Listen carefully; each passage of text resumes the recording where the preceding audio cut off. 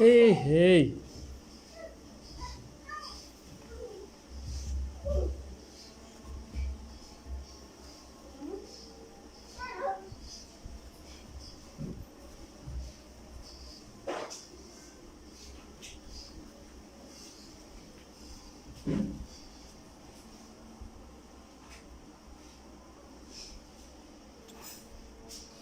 ওকে স্টুডেন্টরা আমরা শুরু করি। সো আজকে আমরা পড়বো হচ্ছে কেমিক্যাল কোঅর্ডিনেশন। ওকে, সো কেমিক্যাল কোঅর্ডিনেশনে আমি একটু লম্বা সময় ধরে আজকে ক্লাস নিতে পারি। সো যারা যারা আমার স্টুডেন্ট আছেন তারা আজকে একটু ধৈর্য ধরবেন, কারণ আমি চাচ্ছি না যে অধ্যায়টা হেলায় ফেলায় চলে যাক। অনেক কষ্ট করে অধ্যায়টা আমি আসলে গুছাচ্ছি, তো এন্ড পর্যন্ত একদম শেষ পর্যন্ত অধ্যায়টা যাতে আপনার খুব ভালোভাবে জানা থাকে ওইটাই আমি ট্রাই করব। সো দেখেন, আমি আজকে অন্য দিন লিখি হচ্ছে সমন্বয় এবং নিয়ন্ত্রণ, কিন্তু আজকে আমি তা না লিখে লিখছি হচ্ছে কেমিক্যাল অ্যান্ড কোঅর্ডিনেশন। এর মানে এই অধ্যায়টা আমার জন্য খুব গুরুত্বপূর্ণ। এই নামে জানা বা এই নামে চেনা, that's very vital for all of us. হ্যাঁ, সো কেমিক্যাল কোঅর্ডিনেশন আমরা এখন দেখবো যে কেমিক্যাল মানে why I am calling it chemical coordination. আচ্ছা, সো এখন আমরা একটু দেখি যে কেমিক্যাল কোঅর্ডিনেশন আমরা কেন বলছি। ওকে,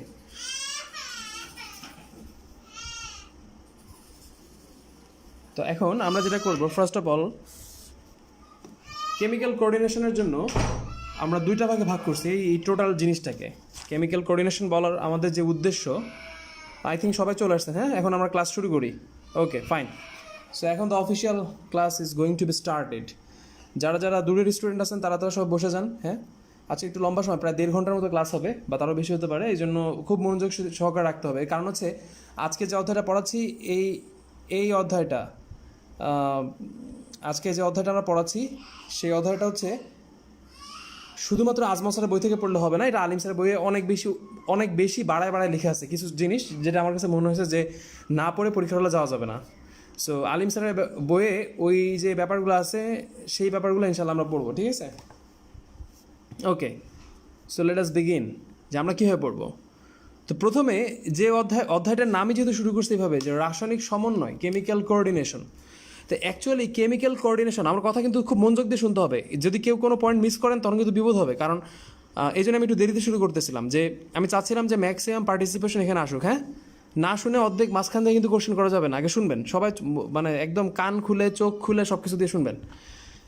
আচ্ছা, এইবার কেমিক্যাল কোঅর্ডিনেশন হয় হচ্ছে আমাদের বডিতে দুইভাবে আমাদের বডিতে কেমিক্যাল কোঅর্ডিনেশন হয়। নাম্বার 1 যেভাবে কোঅর্ডিনেশন হয় সেটা আমরা বলি হচ্ছে হরমোন দিয়ে কোঅর্ডিনেশন হয়। অ্যান্ড আফটার দ্যাট সেকেন্ড যেটা কোঅর্ডিনেশন হয় তাকে আমরা বলি এনজাইম। এবং এই দুইটাই হচ্ছে কেমিক্যালস। সো আমাদের বডিতে দুইভাবে কেমিক্যাল কোঅর্ডিনেশন হতে পারে, একটা হচ্ছে হরমোনের মাধ্যমে, একটা হচ্ছে এনজাইমের মাধ্যমে। তো এক্স্যাক্টলি এনজাইমটা এই বইয়ে লেখা নাই। কেন লেখা নাই? এনজাইমটা লেখা আছে হচ্ছে পরিপাকের অধ্যায়। আমরা পরিপাকের অধ্যায়ে এনজাইম পড়ে আসছি, অতএব এই অধ্যায়ে এটা নিয়ে আলোচনা করা হবে না, বাদ। তাহলে বাকি থাকলো one and only hormone.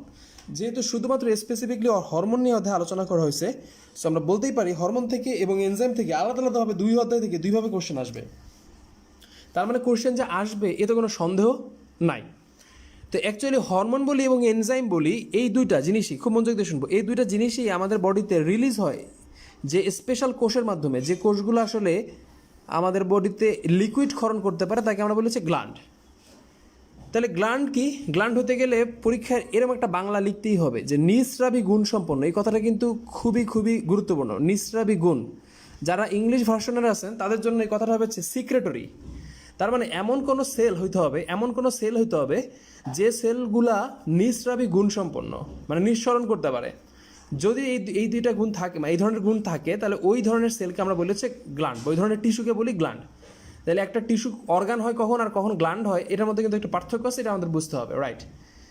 So নিঃস্রাবী গুণসম্পন্ন, নিঃসরণ, এই ধরনের ওয়ার্ড আমাদের বইয়ে থাকতেই পারে, না ভয় পাওয়া যাবে না। হ্যাঁ, এখন কথা হলো এই গ্ল্যান্ড যখন হরমোন ক্ষরণ করে, খেয়াল করবো, এই গ্ল্যান্ড যখন হরমোন ক্ষরণ করে আর যখন এনজাইম ক্ষরণ করে, তার মধ্যে কিছু পার্থক্য আছে। পার্থক্য কি বলা হচ্ছে, এই গ্ল্যান্ড থেকে যখন এনজাইম ক্ষরণ হয় তখন একটা রাস্তা থাকে, এখানে একটা রাস্তা, পার্টিকুলার একটা রাস্তা থাকে, এবং এই রাস্তার মধ্যে দিয়ে এই ক্ষরণটা হয়। তাহলে যেহেতু এটা নালীর মধ্যে দিয়ে হয়, এই জন্য এই ধরনের গ্ল্যান্ডকে বলে হচ্ছে সোনালী। কি বলে? সোনালী। আর এই সোনালীকে যারা ভার্সনের স্টুডেন্ট আছেন তারা আমরা বলি হচ্ছে এক্সোক্রাইন। কেন জানি সোনালী নামটা পরীক্ষাতে দিবে না, এটা আপনি ইংলিশ ভার্সনের হন আর যে মাধ্যমেরই হন না কেন, পরীক্ষাতে এই ওয়ার্ডটা থাকবে, এক্সোক্রাইন। তাহলে আমরা দেখলাম যদি এরকম কোনো নির্দিষ্ট নালীপথ থাকে বা ডাক্ট থাকে, এরকম ডাক্ট মানে নালী, এবং ওর মধ্য দিয়ে যদি পাস করে তখন তাকে আমরা বলি এনজাইম। কথা হলো ভাই এই নালীকে অনেক বড় হবে না, this is the main fact. কারণ এত বড় নালী যদি আমরা নালী যদি বড় করতে পারতাম, এমনি আমাদের বডিতে সারা দেহের মধ্যে এরকম ছোটো ছোটো এরকম চ্যানেল ভর্তি, রক্তনালী, ধমনী, শিরা, কৌশিক জালিকা, লসিকা নালী, তাহলে এগুলোও তো বড় করা যাবে না। দ্যাটস আমরা বলি সোনালী বা এক্সোক্রাইন গ্ল্যান্ডগুলা ঠিক যেখানে গ্ল্যান্ড থাকে এনজাইম ঠিক ক্ষরণ হয় তার আশে বা পাশে। আমার কথা বুঝতে পারছেন? তাহলে কথাটা কিন্তু খুব গুরুত্বপূর্ণ। তাহলে এক্সোক্রাইন গ্ল্যান্ডগুলা যখন এনজাইম ক্ষরণ করে ঠিক গ্ল্যান্ডের কাঙ্ক্ষিত স্থানের কাছাকাছি করে, তাহলে এই কাছে বা আশেপাশে, এই ওয়ার্ডটা আমাদের মনে রাখতে হবে। তাহলে আমি এইভাবে লিখলাম নিয়ার। আমরা এটা বুঝতে পারলাম যে যখন এনজাইম ক্ষরণ হয় তখন সেটা নিয়ারে হয়। এর মানে আপনি আবার কোশ্চেন করলেন, ভাই তার মানে আপনি বুঝাতে চাচ্ছেন অন দ্য আদার হ্যান্ড এটা কি ফার? এক্স্যাক্টলি তাই, নিয়ার হয় না তা না, বাট অ্যাকচুয়ালি আমাদের আজমল স্যারের ভাষায় বা আলিম স্যারের ভাষায় আমরা হরমোন বলতে বুঝি হচ্ছে ঠিক যেখানে গ্রন্থি থাকে তার দূরবর্তী কোথাও হরমোন নিঃসরণ হয়। মনে থাকবে তো? তা দূরবর্তী যখন নিঃসরণ হয় তখন কিন্তু এরকম নালী থাকে না। তা নালী না থাকার কারণে কি হয়, তখন ওইখানে হয় যে এই যে গ্ল্যান্ডটা থাকে, এই গ্ল্যান্ডের উপরে যে রক্ত সরবরাহ হয়, যে রক্তনালী থাকে, এই গ্ল্যান্ড থেকে যে হরমোনগুলো তৈরি হয়, এই হরমোনগুলো এখানে ব্যাপন প্রক্রিয়া এর মধ্যে ঢুকে। আবার এই রক্তনালী যখন দূরবর্তী কোনো কাঙ্ক্ষিত অঙ্গে পৌঁছায়, ঠিক সেইখান থেকে আবার এই হরমোনগুলো ওখানে ব্যাপন হয়ে ওই অঙ্গের মধ্যে পৌঁছায় যায়। তাহলে আপনি একটা জিনিস খেয়াল করেন, খুব মনোযোগ সহকারে আমার একটা কথা শুনতে হবে, খুব মনোযোগ দিয়ে শুনতে হবে। সেটা কি? আমি যে কথাটা বললাম যে গ্ল্যান্ড যে হরমোনটা তৈরি করে সেটা যেখান থেকে তৈরি করে তার দূরবর্তী কোথাও নিয়ে যায়। ইয়েস, দূরবর্তী নিয়ে যায়। কোথায় নিয়ে যায় আই ডোন্ট নো। তো যে জায়গায় নিয়ে যায় সেটাকে আজমল স্যার সুন্দর একটা বাংলা লিখছেন। হ্যাঁ, সুন্দর স্যার সুন্দর একটা ওয়ার্ড ইউজ করছেন। অ্যান্ড ওয়ার্ডটা কি? স্যার বলতেছে হরমোন ঠিক যেখানে কাজ করে, হ্যাঁ আমরা দেখি আর কি, স্যার বলতেছে হরমোন ঠিক যেখানে কাজ করে ওই জায়গাটাকে আমরা বলি হচ্ছে টার্গেট অর্গান। মনে থাকবে তো? Target organ. তাহলে আপনি এবারে কোশ্চেন করলেন, ভাই এনজাইমের ক্ষেত্রে কীরকম টার্গেট অর্গান নাই? আছে, কিন্তু আপনার বইয়ে লেখা নাই। সো আপনার বইয়ে যদি কখনো কোশ্চেন, আমি যদি আপনাকে কোশ্চেন করি, আপনার লেভেলে যদি মেডিকেল ভর্তি পরীক্ষায় কোশ্চেন হয় টার্গেট অর্গানে কাজ করে কে, আপনি বুঝেন আর না বুঝেন অ্যান্সার হবে হরমোন। মনে থাকবে? ইয়েস, যেহেতু আমরা বুঝে ফেললাম যে আমাদের এই টার্গেট অর্গানেই কাজ করবে, টার্গেট অর্গানেই হরমোন যে কাজ করে, এই জন্য কেউ কেউ ওই হরমোনকে বলে টার্গেট কেমিক্যালস। মনে থাকবে তো? কি বলে? Target chemicals. And that's why এই অধ্যায়ের নাম হয়েছে কেমিক্যাল কোঅর্ডিনেশন। মনে থাকবে? সো কেন টার্গেট অর্গান, কেন টার্গেট কেমিক্যালস, মানে টার্গেট ওয়ার্ড, আমি সবসময় বলি এই ওয়ার্ডটা, এই টার্গেট ওয়ার্ড যদি থাকে, টার্গেট ওয়ার্ড মানে আমার জন্য হরমোন। কোশ্চেন হচ্ছে ভাই তাহলে এনজাইম যে বের হয় এই এনজাইমকে কি বলে? হ্যাঁ, এনজাইম তো আমরা নামে বলতেছি এনজাইম, অ্যাকচুয়ালি তাদেরকে বলা হচ্ছে জুস বা রস। আমরা এদেরকে বলি জুস বা রস। তাহলে আমি যদি কোশ্চেন করি সোনালী গ্রন্থি থেকে যা বের হয় তার নাম জুস বা রস। অন দ্য আদার হ্যান্ড অনালী মানে হচ্ছে ডাক্টলেস, এটা আমরা যদি বলছি সোনালী তাহলে ওই অর্থে বলা যায় এটা হচ্ছে অনালী। তাহলে আমি যদি কোশ্চেন করি অনালী গ্রন্থি থেকে কি বের হয়, তাহলে তখন তাকে বলতে হবে টার্গেট কেমিক্যালস বের হয়। টার্গেট কেমিক্যালসের আর এক নাম কি? হরমোন। তাহলে আমরা এটা বুঝতে পারলাম যে হরমোন এবং এনজাইমের মধ্যে যে বেসিক ডিফারেন্স, সেই বেসিক ডিফারেন্সটা কি। হ্যাঁ, আমরা একটু ডিপে যাচ্ছি, ডিপে পড়ার চেষ্টা করতেছি, যে জিনিসটা আমরা একটু ভালো করে জানতে চাই। আমরা এই যে অনালী পড়তেছি, একটু মনোযোগ দিয়ে শুনবো, আমরা যে অনালী পড়তেছি এই অনালী থেকে মনে রাখবো আমরা অ দিয়ে অনালী, আবার অ দিয়ে মনে রাখবো অ দিয়ে অন্তঃক্ষরা। মনে থাকবে তো? তাহলে এই ওয়ার্ডগুলো মনে রাখতে হবে কিন্তু, অ দিয়ে অনালী, অ দিয়ে অন্তঃক্ষরা। আর সোনালী তাহলে কী হবে? সোনালী হবে বহিঃক্ষরা। তাহলে আমাদের দেহে দুই ধরনের গ্রন্থি থাকে, আমাদের দেহে দুই ধরনের গ্রন্থি থাকে। মনে থাকবে? সাউন্ড পাচ্ছেন না কেন? উর্মি সাউন্ড পাচ্ছেন এখন? ভাই আমার কথা কি শোনা যাচ্ছে? হ্যাঁ নাবিল শোনা যাচ্ছে না? নর্মালি হ্যাঁ শোনা যাচ্ছে তো। শোনা না গেলে আমরা বলবেন যে ভাইয়া বুঝতে পারতেছি না, কথা ক্লিয়ার না। সো আমরা এখন একটু অধ্যায়ের ভিতরে যাচ্ছি বা এখন একটু ডিপে পড়া ট্রাই করতেছি। হ্যাঁ, এখন আমরা দেখব যে ইলাবোরেটিভ ফর্মে আমাদের আজমল স্যার কী কী বুঝাইছেন এখানে। আমরা যদি আমরা অধ্যায়টা খুলি আমরা বেশ কিছু জিনিস পাবো এই অধ্যায় থেকে। এখন আমাদের উচিত হচ্ছে এই স্বনালী এবং অনালী, অন্তঃক্ষরা এবং বহিঃক্ষরার পার্থক্য করে পড়া, কারণ আমাদের পরীক্ষাতে এইভাবে এই কোশ্চেন আসবে। আমি একটু সহজ করে বলি, দেখেন আপনি আমার কথা ধরলেই বুঝতে পারবেন। প্রথমত আপনি নিজেই বলছেন যেটা অন্তঃক্ষরা সেটা অনালী, তার মানে এখানে কোনো নালী নাই, এটা কিন্তু আপনি প্রথমে বলছেন। আবার আমি বলছিলাম এই নালীবিহীন জায়গা থেকে যাই খরিত হোক না কেন তাকে আপনি বলছিলেন টার্গেট জুস, বা আপনি নাম দিয়েছিলেন হরমোন। আমরা ওইদিকে পরে যাচ্ছি, হরমোন বলছিলাম। আবার আমি বলছিলাম যেহেতু এদের কোনো নালী নাই, তাহলে এরা অবশ্যই কিসের মাধ্যমে পরিবাহিত হবে? ব্লাডের মাধ্যমে পরিবাহিত হবে। ফাইন। আবার আমি বলছিলাম একটা ওয়ার্ড কিন্তু বলছিলাম, যে ওয়ার্ডটা লিখে আপনার পরীক্ষার হলে আপনার স্যারকেও কিন্তু ইমপ্রেস করতে হবে। এই ওয়ার্ডটা লিখবই, খাতায় যেভাবে হোক না কেন এই ওয়ার্ডটা টানবো, সেই ওয়ার্ডটা হচ্ছে টার্গেট। আমি বলছিলাম যে টার্গেট কথাটা টেনে নিয়ে আসবো। হ্যাঁ, তার মানে এটা নিকটবর্তী কোথাও কাজ করে না, টার্গেট অর্গানে কাজ করে। যারা আমার পুরনো স্টুডেন্ট তারা জানেন আমি সবসময় বলি যে কিওয়ার্ডস মানে হচ্ছে যে সমস্ত চুম্বক অংশ পরীক্ষাতে লিখলে নাম্বার চলে আসে অটোমেটিকলি সেগুলা। তাহলে একটা অন্তঃক্ষরা গ্রন্থিকে বহিঃক্ষরা গ্রন্থির সাথে ভাগ করতে গেলে, পার্থক্য করতে গেলে কয়টা জিনিস লাগে? 4টা জিনিস লাগে। কয়টা? মিনিমাম 4টা জিনিস লাগে। নাম্বার 1 নালী, তারপরে তাদের নাম, তারপরে তাদের পরিবহন মাধ্যম, এবং এখানে টার্গেট অর্গান আছে না নাই, ব্যাস শেষ, ডান। মনে থাকবে? হ্যাঁ, এখানে টার্গেট অর্গান নাই, আছে, কিন্তু পার্থক্য কি? এখানে টার্গেট অর্গানটা হচ্ছে দূরে, আর এখানে যে টার্গেট অর্গানটা হয় সেটা হলো কাছে। আমি যে কথা শুরুতেই বলছিলাম যে এখানে যদি আমরা দেখতে পাই তাহলে আমি পড়াইছি আর কি, একটা বলছিলাম নিয়ার, একটা বলছিলাম ফার, নিয়ার অ্যান্ড ফার, নিকটে দূরে, এই কথাগুলোই। তাহলে একবার যদি আপনার মাথায় পড়াটা ঢুকে আপনি কিন্তু নিজে নিজে অ্যান্সার করতে পারবেন যে অ্যাকচুয়ালি আমি কী বলতে চাচ্ছি।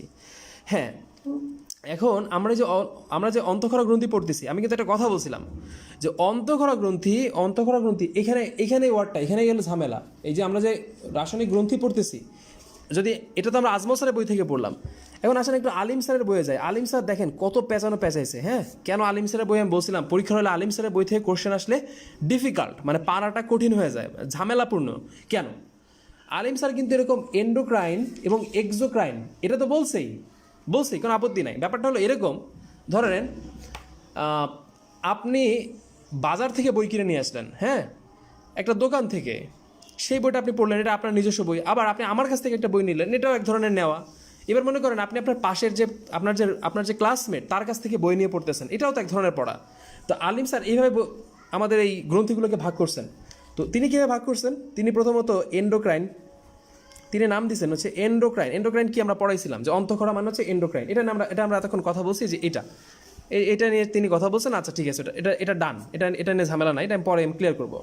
তাহলে অন্তঃক্ষরা গ্রন্থি এটা আজমল স্যারও বলছেন, আলিম স্যারও বলছেন, কোনো আপত্তি নাই। এইবার আসেন, এই যে আমরা এখন যে গ্রন্থিটা পড়তে যাচ্ছি এক্সোক্রাইন, এইটা না আলিম স্যার লেখে নাই, মানে বই করা আলিম স্যার লেখে নাই।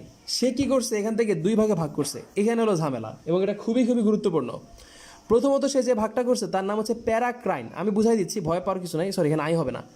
তো এর নাম তিনি কি করছেন? প্যারাক্রাইন, PARACRINE, প্যারাক্রাইন।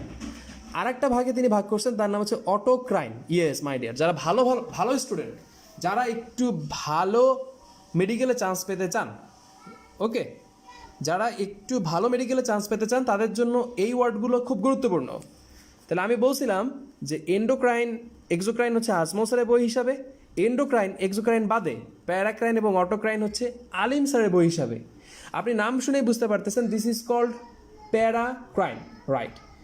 এখন আসেন এই প্যারাক্রাইন এবং অটোক্রাইন, আপনি অটো মানে বুঝতে পারতেছেন, অটো মানে নিজের জায়গা, প্যারা মানে পার্শ্ববর্তী কোনো একটা জায়গা। আচ্ছা, এইখানে এই জায়গাটাই সবথেকে গুরুত্বপূর্ণ। হোয়াই? এবারে আমি একটু বুঝাই দিই, শুনেন। মনে করেন এই একটা কোষ এবং এই আর একটা কোষ, খুব মনোযোগ দিয়ে শুনতে হবে ভাইয়া। কোষ দুটো কি পরস্পরের কাছাকাছি না? এক্স্যাক্টলি পরস্পরের কাছাকাছি। যেহেতু কাছাকাছি চলে আসছে, নিয়ার চলে আসছে, যেহেতু ফার না, অতএব এদেরকে এখন অন্তঃক্ষরা বলতে পারতেছি না, ওই অর্থে অন্তঃক্ষরা বলতে পারতেছি না। তাহলে এই জন্য বাধ্য আমরা কি বলছি? প্যারাক্রাইন। কীরকম? ধরেন এইখান থেকে যে জিনিসটা নিঃসরণ হইল, সামহাও আমি কি নিঃসরণ হয়েছে আমি জানি না, আমি পরে পড়াবো। যে জিনিসটা নিঃসরণ হয়েছে, এই নিঃসরণটা এইখান থেকে যে এই কোষের মধ্যে চলে গেল, যাওয়ার পরে এই কোষের নিয়ন্ত্রণকে, মানে কোষের নিঃসরণকে সে হয় কখনো বাড়ায় দিবে, না হলে কখনো কমাই দিবে। তার মানে পার্শ্ববর্তী কোনো কোষ দ্বারা যদি অপর কোষের নিঃসরণ বা হরমোন সিক্রেশন বেড়ে যায় বা কমে যায়, তখন তাকে বলা হচ্ছে প্যারাক্রাইন। কি বলে? প্যারাক্রাইন। আপনি যদি আমাকে একটা কোশ্চেন করেন, ভাইয়া আমার পরীক্ষার হলে একটা প্যারাক্রাইনের নাম বলেন যেটা পরীক্ষাতে আসবে বা গিয়েই পাবো, তার নাম হচ্ছে IOL। আমরা এইভাবে বলি, আইলেটস অফ ল্যাঙ্গারেন্স। মনে থাকবে তো? আইলেটস অফ ল্যাঙ্গারেন্স মনে থাকবে। সো আইলেটস অফ ল্যাঙ্গারেন্স যে জিনিসটা আছে, এই জিনিসটা আমরা একটু খেয়াল করব। আইলেটস অফ ল্যাঙ্গার্ডেন্স যখন আমরা পরীক্ষার হলে লিখব তখন এইভাবে বলবো যে একটা হচ্ছে আলফা কোষ আর একটা হচ্ছে বিটা কোষ, মনে থাকবে? একটা হচ্ছে আলফা কোষ, একটা হলো বিটা কোষ। তাহলে এখন আমি যদি পরীক্ষার হলে যাই মেডিকেল ভর্তি পরীক্ষায় কোনো প্রশ্ন এভাবে পাই যে আলফা কোষের নিঃসরণ দ্বারা অগ্নাশয়ের পার্শ্ববর্তী বিটা কোষের নিঃসরণ বেড়ে যাওয়া বা কমে যাওয়া এটাকে কি বলে, তাহলে অ্যান্সার হবে প্যারাক্রাইন, মনে থাকবে তো? এটা একটা প্যারাক্রাইনের উদাহরণ। আবার একটু ঘুরায় কোশ্চেন করি। আমরা জানি আলফা কোষ থেকে যেটা নিঃসরণ হয় তার নাম হচ্ছে গ্লুকাগন, আমরা সবাই জানি, রাইট? আমরা সবাই জানি এটা যে গ্লুকাগন আলফা কোষ থেকে নিঃসরণ হয়। বিটা কোষ থেকে যেটা নিঃসরণ হয় তার নাম হচ্ছে ইনসুলিন, আমরা এটা আবার একটু পরে পড়াবো, সো ভয় পাওয়ার কিছু নাই। তাহলে আমি যদি এখন কোশ্চেন এভাবে করি, আলফা বিটা বললাম না, না বলে আমি বলছি যে গ্লুকাগন দ্বারা, আমার কথা বুঝতে হবে, আমি কোশ্চেন করলাম গ্লুকাগন দ্বারা ইনসুলিনের নিঃসরণ বেড়ে যাওয়া বা কমে যাওয়া কিসের উদাহরণ, অ্যান্সার হবে প্যারাক্রাইন। তখন কিন্তু ভুলেও অ্যান্সার করা যাবে না এন্ডোক্রাইন, তখন ভুলেও অ্যান্সার করা যাবে না এক্সোক্রাইন। ইয়েস, এগুলো যদি আপনি পরীক্ষার হলে পারেন তবে আপনার ঢাকা মেডিকেল নিশ্চিত, আমি গ্যারান্টি দিয়ে বলতে পারি। এগুলো হচ্ছে আপনার ছোটোখাটো জিনিস যেখানে আমরা ভুল করি, মানে সবাই পারবে না। আপনি খুব ভালো স্টুডেন্ট না হলে বা মানে আপনার পড়া যদি ওরকম মানে ওইরকম লেভেলের না হয় তখন অ্যাকচুয়ালি পারা যাবে না। এবার আসেন অটোক্রাইন, এটা কি জিনিস ভাই? এটা তো বুঝলাম না। অটোক্রাইন, হোয়াট ডাজ ইট মিন? আচ্ছা, এখন আমরা এই অটোক্রাইন কি জিনিস সেই জিনিসটা আমরা এখন বোঝার চেষ্টা করব। কীরকম?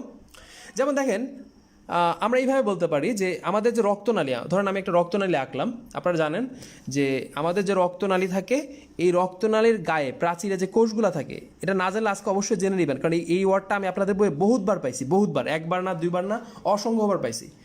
রক্তনালীর প্রাচীরে যে কোষগুলো থাকে এগুলোকে আমরা বলি হচ্ছে এন্ডোথেলিয়াল কোষ। কি বলি? এন্ডোথেলিয়াল কোষ। এই এন্ডোথেলিয়াল কেন বলি এটা নিয়ে আমি আমার ক্লাসে আমি বলছি যে why you call it endothelial?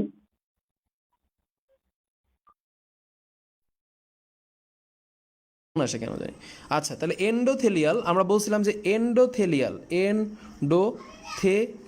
আপনি এখন কোশ্চেন করতে পারেন ভাইয়া কেন এন্ডোথেলিয়াল মানে কেন টেনে নিয়ে আসছেন? আনসি, আমার উদ্দেশ্য আছে। হ্যাঁ, এই এন্ডোথেলিয়াল কোষে কখনো যদি মনে করেন, কখনো যদি এক ধরনের কেমিক্যালস আছে, আমরা নাম শিখবো এখন, এই কেমিক্যালসগুলোকে আমরা বলি প্লাটিলেট অ্যাক্টিভেটিং ফ্যাক্টর, এটাকে আমরা প্যাফ বলি, PAF, মনে থাকবে তো? এই নামটা মনে রাখতেই হবে, প্লাটিলেট অ্যাক্টিভেটিং ফ্যাক্টর। আমরা এইভাবে বলি অনুচ্চক্রিকা সক্রিয়কারী অংশ বা অনুচ্চক্রিকা সক্রিয়কারী উপাদান, প্লাটিলেট অ্যাক্টিভেটিং ফ্যাক্টর। এই জিনিসটা আপনাদের কাছে একটু ভয় মনে হলো, আর ভয় মনে হবে না। কেন মনে হবে না এখন আমি বললে আপনি বুঝতে পারবেন। দেখেন, আপনারা অনেকে হার্ট অ্যাটাকের নাম শুনছেন, মায়োকার্ডিয়াল ইনফার্কশন শুনছেন না, যে অমুকের বাবা হার্ট অ্যাটাক করছে। তো হয় কি, আমাদের হার্টের প্রাচীরের মাঝে মাঝে যে রক্তনালীগুলো থাকে, এই রক্তনালীগুলার এই কোষগুলার মাথা খারাপ হয়ে যায়। মাথা খারাপ হয়ে গেলে কি করে তারা? তাদের গাত্র থেকে, তাদের শরীর থেকে তারা এমন কিছু পচা জিনিস নিঃসরণ করে, যে নিঃসরণগুলো যখন এখানে চলে আসে তখন তারা প্লাটিলেটকে অ্যাক্টিভেট করে। এখানে আমি লিখছি যে প্লাটিলেট অ্যাক্টিভেটিং ফ্যাক্টর। তো ধরেন এগুলো হচ্ছে সেই অনুচ্চক্রিকা। তাহলে অনুচ্চক্রিকা যখন অ্যাক্টিভেটেড হয়ে যায় তখন এই জায়গাটায় অনুচ্চক্রিকা এই কোষের সাথে জমে যায়। দেখেন এই জায়গাটা কিন্তু এখন লুমেন, মানে এই যে গহ্বরটা ছিল এটা কিন্তু এখন বন্ধ হয়ে গেছে, যাত্রাপথ কিন্তু এখন তো এদিক থেকে দিকে যেতে পারতেছে না। তাহলে আমি যদি আপনাকে এইভাবে কোশ্চেন করি, রক্তনালীর প্রাচীরে এন্ডোথেলিয়াল কোষে প্লাটিলেট সঞ্চয় হওয়া, প্লাটিলেট তঞ্চন হওয়া, এটা কিসের উদাহরণ? তখন অ্যান্সার করতে হবে অটোক্রাইন, মনে থাকবে? তাহলে প্যারাক্রাইন এবং অটোক্রাইন যদি পরীক্ষার হলে আসে, আর আলিম স্যারের বই হিসাবে আমার ধারণা আমার যত স্টুডেন্ট আছেন তারা ইনশাল্লাহ সবাই অ্যান্সার করতে পারবেন। এটা নিয়ে আর কোনো ঝামেলা হবে বলে আমি এখন মনে করি না। হ্যাঁ, এখান থেকে আমি কিছু জিনিস পড়াইতে চাই, কিছু ওয়ার্ড পড়াইতে চাই, সেই ওয়ার্ডগুলো কি এখন একটু দেখবো। লাইক আমরা আমাদের অধ্যায়টা আজকে বেসিক্যালি হরমোনের উপরে। এখন আমি আপনাকে কোশ্চেন করলাম হরমোনের গুণ কী বা হরমোনের বৈশিষ্ট্য কী। আমরা সবাই আন্দাজে না বুঝেই মানে বক করা শুরু করি বা লেখা শুরু করি, সেটা করব না, আমরা সেটা করব না, রাইট? আচ্ছা, আমরা এখন দেখব হরমোনের বৈশিষ্ট্যগুলো কী, মানে কীভাবে লিখলে আমার পরীক্ষা হলে নাম্বার আসবে। হ্যাঁ, আমরা এখন সেই দিকে যাব যে কীভাবে লিখলে আমাদের নাম্বার আসবে। আমরা কতগুলো ওয়ার্ড পিক করব, দেখেন আমার সাথে সাথে আগে দেখেন আমি কীভাবে লিখি, পরে আমি বোঝা দিচ্ছি। প্রথমত আমি যে ওয়ার্ডটা পিক করব সেটা হচ্ছে জৈব, ঠিক আছে? প্রথমত যে ওয়ার্ডটা পিক করছি তার নাম হচ্ছে জৈব। কেন? পরে আসতেছি। নাম্বার 2 রক্ত। তাহলে প্রথমত আমি বলছি জৈব, তারপর নাম্বার 2 রক্ত। নাম্বার 3 হচ্ছে টার্গেট। ওই যে আমি বলছিলাম আমি যখনই লিখবো তখন এই ওয়ার্ডটা নিব যাতে আমি টিচারকে ইমপ্রেস করতে পারি, আমার যাতে নাম্বার আসে, রাইট? দেন আমি 4 নাম্বার ওয়ার্ড যেটা লিখে আমি টিচারকে ইমপ্রেস করবো সেটা হচ্ছে অনুঘটক।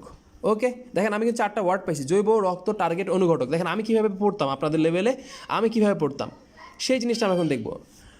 নাম্বার টু আমরা এখন যে জিনিসটা পড়ব সেই জিনিসটা কি? সেই জিনিসটা হচ্ছে এদের মাত্রা পড়বো। মাত্রা কি আমরা পরে আসবো, মাত্রার ব্যাপারটা কি আমরা পরে দেখবো ইনশাআল্লাহ। দেন আমরা তারপরে যে জিনিসটা দেখবো সেটা হচ্ছে জমা। তাহলে প্রথমে বললাম মাত্রা, তারপরে বললাম জমা। এগুলো কি আমি বলছি পরে, এগুলো এখন ভুলে যান। আপনি বই খোলার দরকার নেই, আপনি আমার কথা শুনেন, মনোযোগ দিয়ে শুনেন কিন্তু। দেন আমরা পড়বো হচ্ছে ক্রিয়া। আচ্ছা, দেন আমরা কি পড়বো? দেন আমরা পড়বো হচ্ছে প্যারাক্রাইন এবং অটোক্রাইন। এটা আমরা পড়ে ফেলছি, অত এদিকে যাবো না। এখানে আজমল স্যার একটা টুইস্ট মানে ঝামেলা করছে, এই ঝামেলাটাকে আমি ক্লিয়ার করে দিচ্ছি। এইবার এই যে আমরা জিনিসটা পড়লাম, এগুলোকে আমরা এখন বড় করব বা এখন বিস্তারিত পড়তে চাইবো, মানে মিনিমাম এগুলো পরীক্ষার খাতায় লিখবো। আমি যদি আপনাকে কোশ্চেন করি হরমোনের বৈশিষ্ট্য কি, এখন আপনি যখন লিখবেন তখন আপনাকে এনশিওর করতে হবে যে আপনার বৈশিষ্ট্যের মধ্যে এই ধরনের কিছু ওয়ার্ড বা এই ধরনের শব্দগুলো আছে কি নাই। এগুলো আপনার পরীক্ষার হলে আপনার খাতার ভিতরে থাকতেই হবে যখন আপনি লিখবেন। আবার মেডিকেল ভর্তি পরীক্ষা দিলে এই 8টার মধ্যে যে কোনো একটা আসবে, যে কোনো একটা চলে আসতে পারে। এখন আমরা একটু ক্লিয়ার করি। প্রথমত আমি লিখছিলাম হরমোন মানে জৈব। কি জৈব? আমরা জানি হরমোন হচ্ছে অবশ্যই হচ্ছে কেমিক্যাল কম্পাউন্ড তো বটেই। কোন ধরনের chemical compound? Organic chemical compound, মনে থাকবে। সেটা একটা অর্গানিক কেমিক্যাল কম্পাউন্ড। ভাইয়া অর্গানিক কেমিক্যাল কম্পাউন্ড বলতেছি, আর এই অর্গানিক কেমিক্যাল কম্পাউন্ড যেহেতু আমাদের টার্গেট অর্গানে আসতেছে, খেয়াল করেন টার্গেট অর্গানে আসতেছে, এই জন্য এই হরমোনের আর এক নাম আপনাদের আজমল স্যারের ভাষায় স্যার নামই চেঞ্জ করে দিচ্ছেন। স্যার বলছে একে বলে কেমিক্যাল মেসেঞ্জার। দেখেন 4টাখানি কথা নাই, নামটা কিন্তু জানতে হবে। So sir is calling it chemical Messenger, যেহেতু সে একটা অর্গানিক বা জৈব যৌগের জিনিস যে কিনা টার্গেট অর্গানে মেসেজ ক্যারি করে। So we call it chemical Messenger. তাহলে কেমিক্যাল মেসেঞ্জার কি হরমোন না এনজাইম? ডেফিনেটলি হরমোন, যেহেতু স্যারের ভাষা, স্যার ডিরেক্টলি বইয়ে বলে দিছে এটা হচ্ছে হরমোন। নাম্বার 2 আমি বলছিলাম রক্ত। আমরা সবাই জানি হরমোন যদি হয়ে থাকে তাহলে অবশ্যই তাকে রক্তের মাধ্যমে পরিবাহিত হতে হবে, সে কথাটা লিখবো। টার্গেট নিয়ে আমি এতক্ষণ ধরে বহুতবার কথা বলছি, কিন্তু সেই কথাটা কি নিয়ার না ফার? আমি বলছিলাম যে যদিও নিয়ার এবং ফার দুইটাই হয়, কিন্তু স্যারের ভাষা অনুযায়ী ফার, সেই কথাটা একটু উল্লেখ করবো যে যেখান থেকে নিঃসরণ হয় তার দূরবর্তী কোনো এক জায়গায় সে কাজ করতে পারে। দেন নাম্বার 4 যেটা আমাদের লিখতে হবে সেটা হচ্ছে অনুঘটক। আমরা এটা আসলে অনুঘটক না বলে স্যার হিসেবে লিখছে। স্যার বলতে চাইছেন হরমোন যখন কাজ করার পরে হরমোন নষ্ট হয়ে যায় না, মনে থাকবে। হরমোন সরি আমি কথাটা ভুল বলছিলাম। হরমোন যখন কাজ করে তখন হরমোন নিজে চেঞ্জ হয় না, ঠিক আছে, নিজে চেঞ্জ হয় না, কিন্তু বিক্রিয়ার গতি বাড়ায় দিতে পারে কিংবা কমায় দিতে পারে। হ্যাঁ, বিক্রিয়ার গতি যেহেতু বাড়ায় দিতে পারে এই জন্য তাকে আমরা অনুঘটক বলি। বিক্রিয়ার গতি যেহেতু কমায় দিতে পারে এই জন্য আমরা তাকে অনুঘটক বলি। তাহলে বিক্রিয়া শেষে হরমোন কি হয় মনে রাখতে হবে, হরমোন ইজ ভেরি টক্সিক। মনে থাকবে তো, হরমোন ইজ ভেরি টক্সিক। ব্যাপারটা কীরকম? আপনার একটা অঙ্গে, মনে করেন এটা একটা অঙ্গ, এই অঙ্গে আপনার হরমোন দরকার 5 ml। খুব মনোযোগ দিয়ে শুনবো। 5 ml হরমোন দরকার, কিন্তু আপনার বডি নিঃসরণ করছে বা এখানে দিছে হচ্ছে 3 ml। তাহলে অবশ্যই এখানে ডেফিসিয়েন্সি বা ঘাটতি দেখা দিবে। কি দেখা দিবে? ঘাটতি দেখা দিবে। তাহলে হরমোন এমন একটা জিনিস, ঠিক যতটুকু লাগবে ততটুকুই দিতে হবে। এখন মনে করেন 5 ml না দিয়ে আপনি দিচ্ছেন 7 ml, তাহলে এখানে কি দিবে? আধিক্য দেখা দিবে। এখন আপনার স্যার এখান থেকেই কোশ্চেন করবে যে হরমোনের ঘাটতি দেখা দিলে কি হয়, হরমোনের আধিক্য দেখা দিলে কি হয়। এখন এটা যে কোনো হরমোন থেকে আসতে পারে। যারা ভালো স্টুডেন্ট তারা অবশ্যই এটা পড়বেন। নিজের ভিতরে কখনো এই কোশ্চেন করা যাবে না ভাই সবগুলো কি লাগবে কিনা। দেখেন সবই তো লাগবে, না লাগার তো কিছু নাই। হ্যাঁ, ভয় পাওয়ার কিছু নাই, আমি আপনাকে বুঝাই দিচ্ছি। অ্যান্ড আফটার দ্যাট আমি বলছিলাম এটা কি মাত্রা মানে এই যে এই জিনিসটা, এই কথাটাই বলছিলাম যে যতটুকু লাগবে ততটুকুই দিতে হবে, মানে মাত্রাটা নিয়ন্ত্রণ করতে হবে। ইয়েস, দেখেন আমি একটা কথা বলছিলাম, জমা কি রাখা যাবে না, ভুলেও এই কাজ করা যাবে না। মনে রাখতে হবে আমাদের এনজাইমগুলো কখনো না কখনো জমা থাকতে পারে, এনজাইম জমা থাকতে পারে। কেন? কারণ আমরা জানি এগুলো যদি এনজাইম হয়, এনজাইমকে প্যাকেট করার মধ্যে, এনজাইম যখন প্যাকেটে থাকে তখন আমরা তাকে বলি হচ্ছে লাইসোজোম। কি বলি?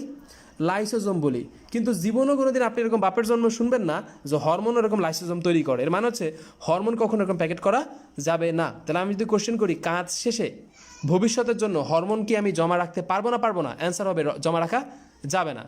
কথা হলো এবার তারপরে ক্রিয়াটা কেমন? জমা রাখবো না, কিন্তু ক্রিয়া কেমন, এইখানে হচ্ছে মজার ব্যাপার। হরমোন যখন একবার কোনো টার্গেট অর্গানে আসে সে যদিও নষ্ট হয়ে যায় কিন্তু তার ক্রিয়া থেকে যায়। এজন্য বলা হয় ক্রিয়াটা হচ্ছে ধীর, মানে অনেক ধীরে হয়। হ্যাঁ, মনে থাকবে। তাহলে ধীর গতিতে কাজ করে হচ্ছে হরমোন, আর এনজাইম কাজ করে দ্রুত গতিতে। আমি এই কথাগুলো বলার উদ্দেশ্য কিন্তু এই কথাগুলো দিয়ে আমরা এনজাইমের সাথে হরমোনকে কিন্তু কী করতে পারি? পার্থক্য করতে পারি। ফাইন। প্যারাক্রাইন অটোক্রাইন কি আমরা পড়াই ফেলছি। তার মানে আমি যদি এখন কোশ্চেন করি একটা হরমোনের বৈশিষ্ট্য কি, মিনিমাম এই কথাগুলো লিখতে হয় পরীক্ষা হলে। এখন আপনার ভাষা যাই হোক কোনো আপত্তি নাই, কিন্তু এই ওয়ার্ডগুলো পরীক্ষা হলে থাকতে হবে। স্যাররা খালি এই ওয়ার্ডগুলো দেখবে, দেখে দেখে আপনাকে অ্যান্সার মানে আপনার নাম্বারিং দিবে।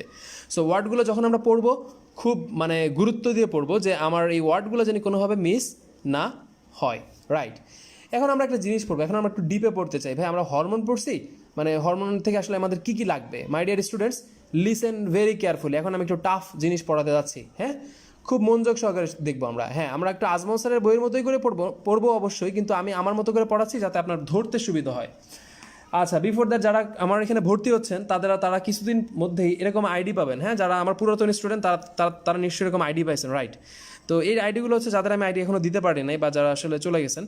তো এরকম আইডি পাবেন আপনারা। ওইখানে আইডিতে আপনার নাম লেখা থাকবে, আপনার কলেজ লেখা থাকবে, আপনার কোন ব্যাচের স্টুডেন্ট আপনার লেখা থাকবে, এবং হচ্ছে আপনার যে রেজিস্ট্রেশন নাম্বার, যারা ভর্তি হয়েছেন তারা আই থিঙ্ক এরকম একটা রেজিস্ট্রেশন নাম্বার পাচ্ছেন, রাইট।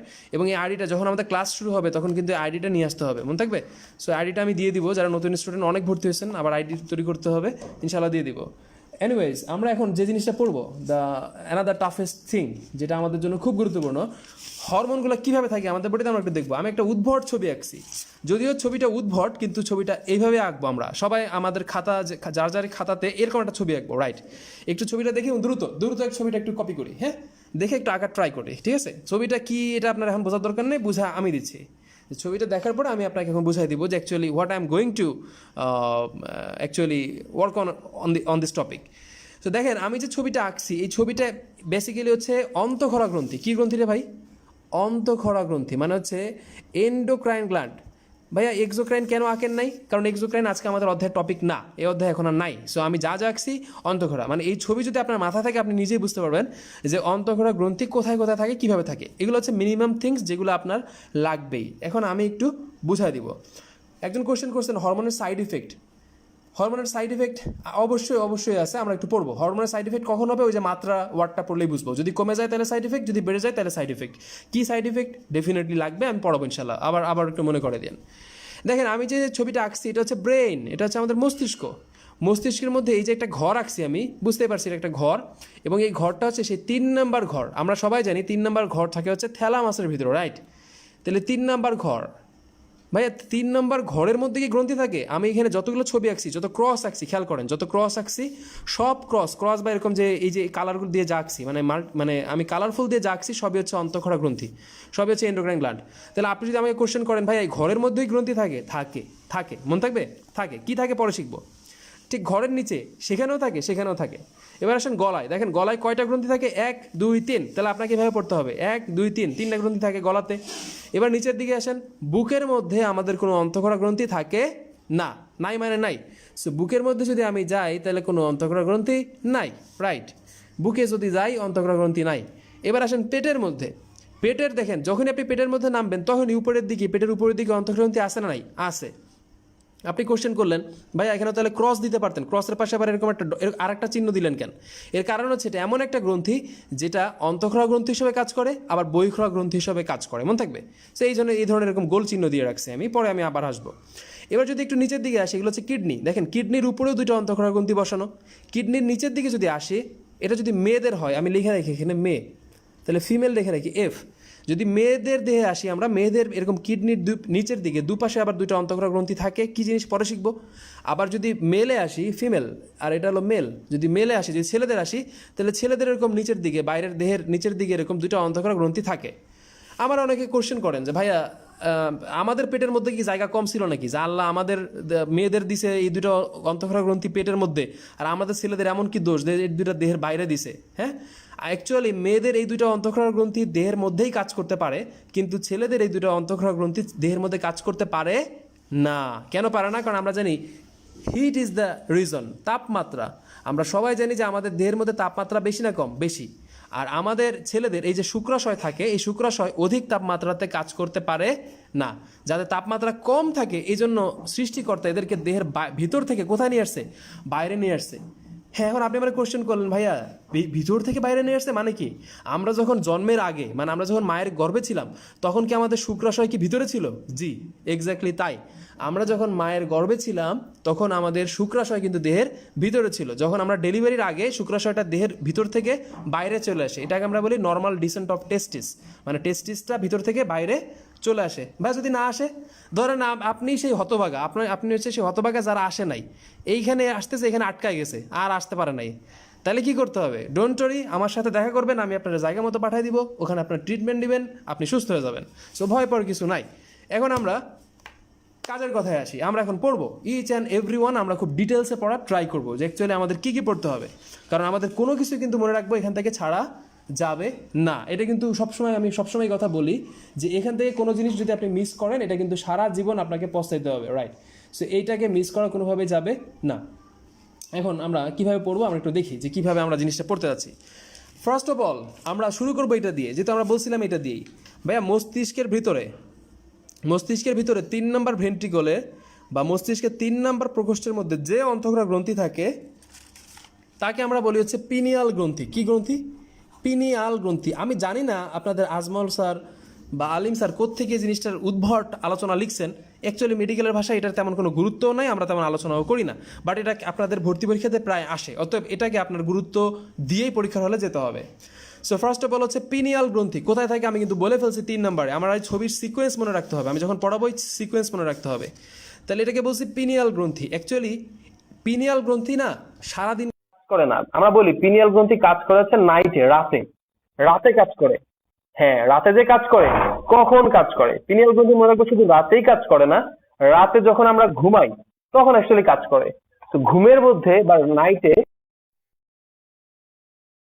পিনিয়াল গ্রন্থি হচ্ছে মেলানোসাইট স্টিমুলেটিং হরমোন তৈরি করে, MSH।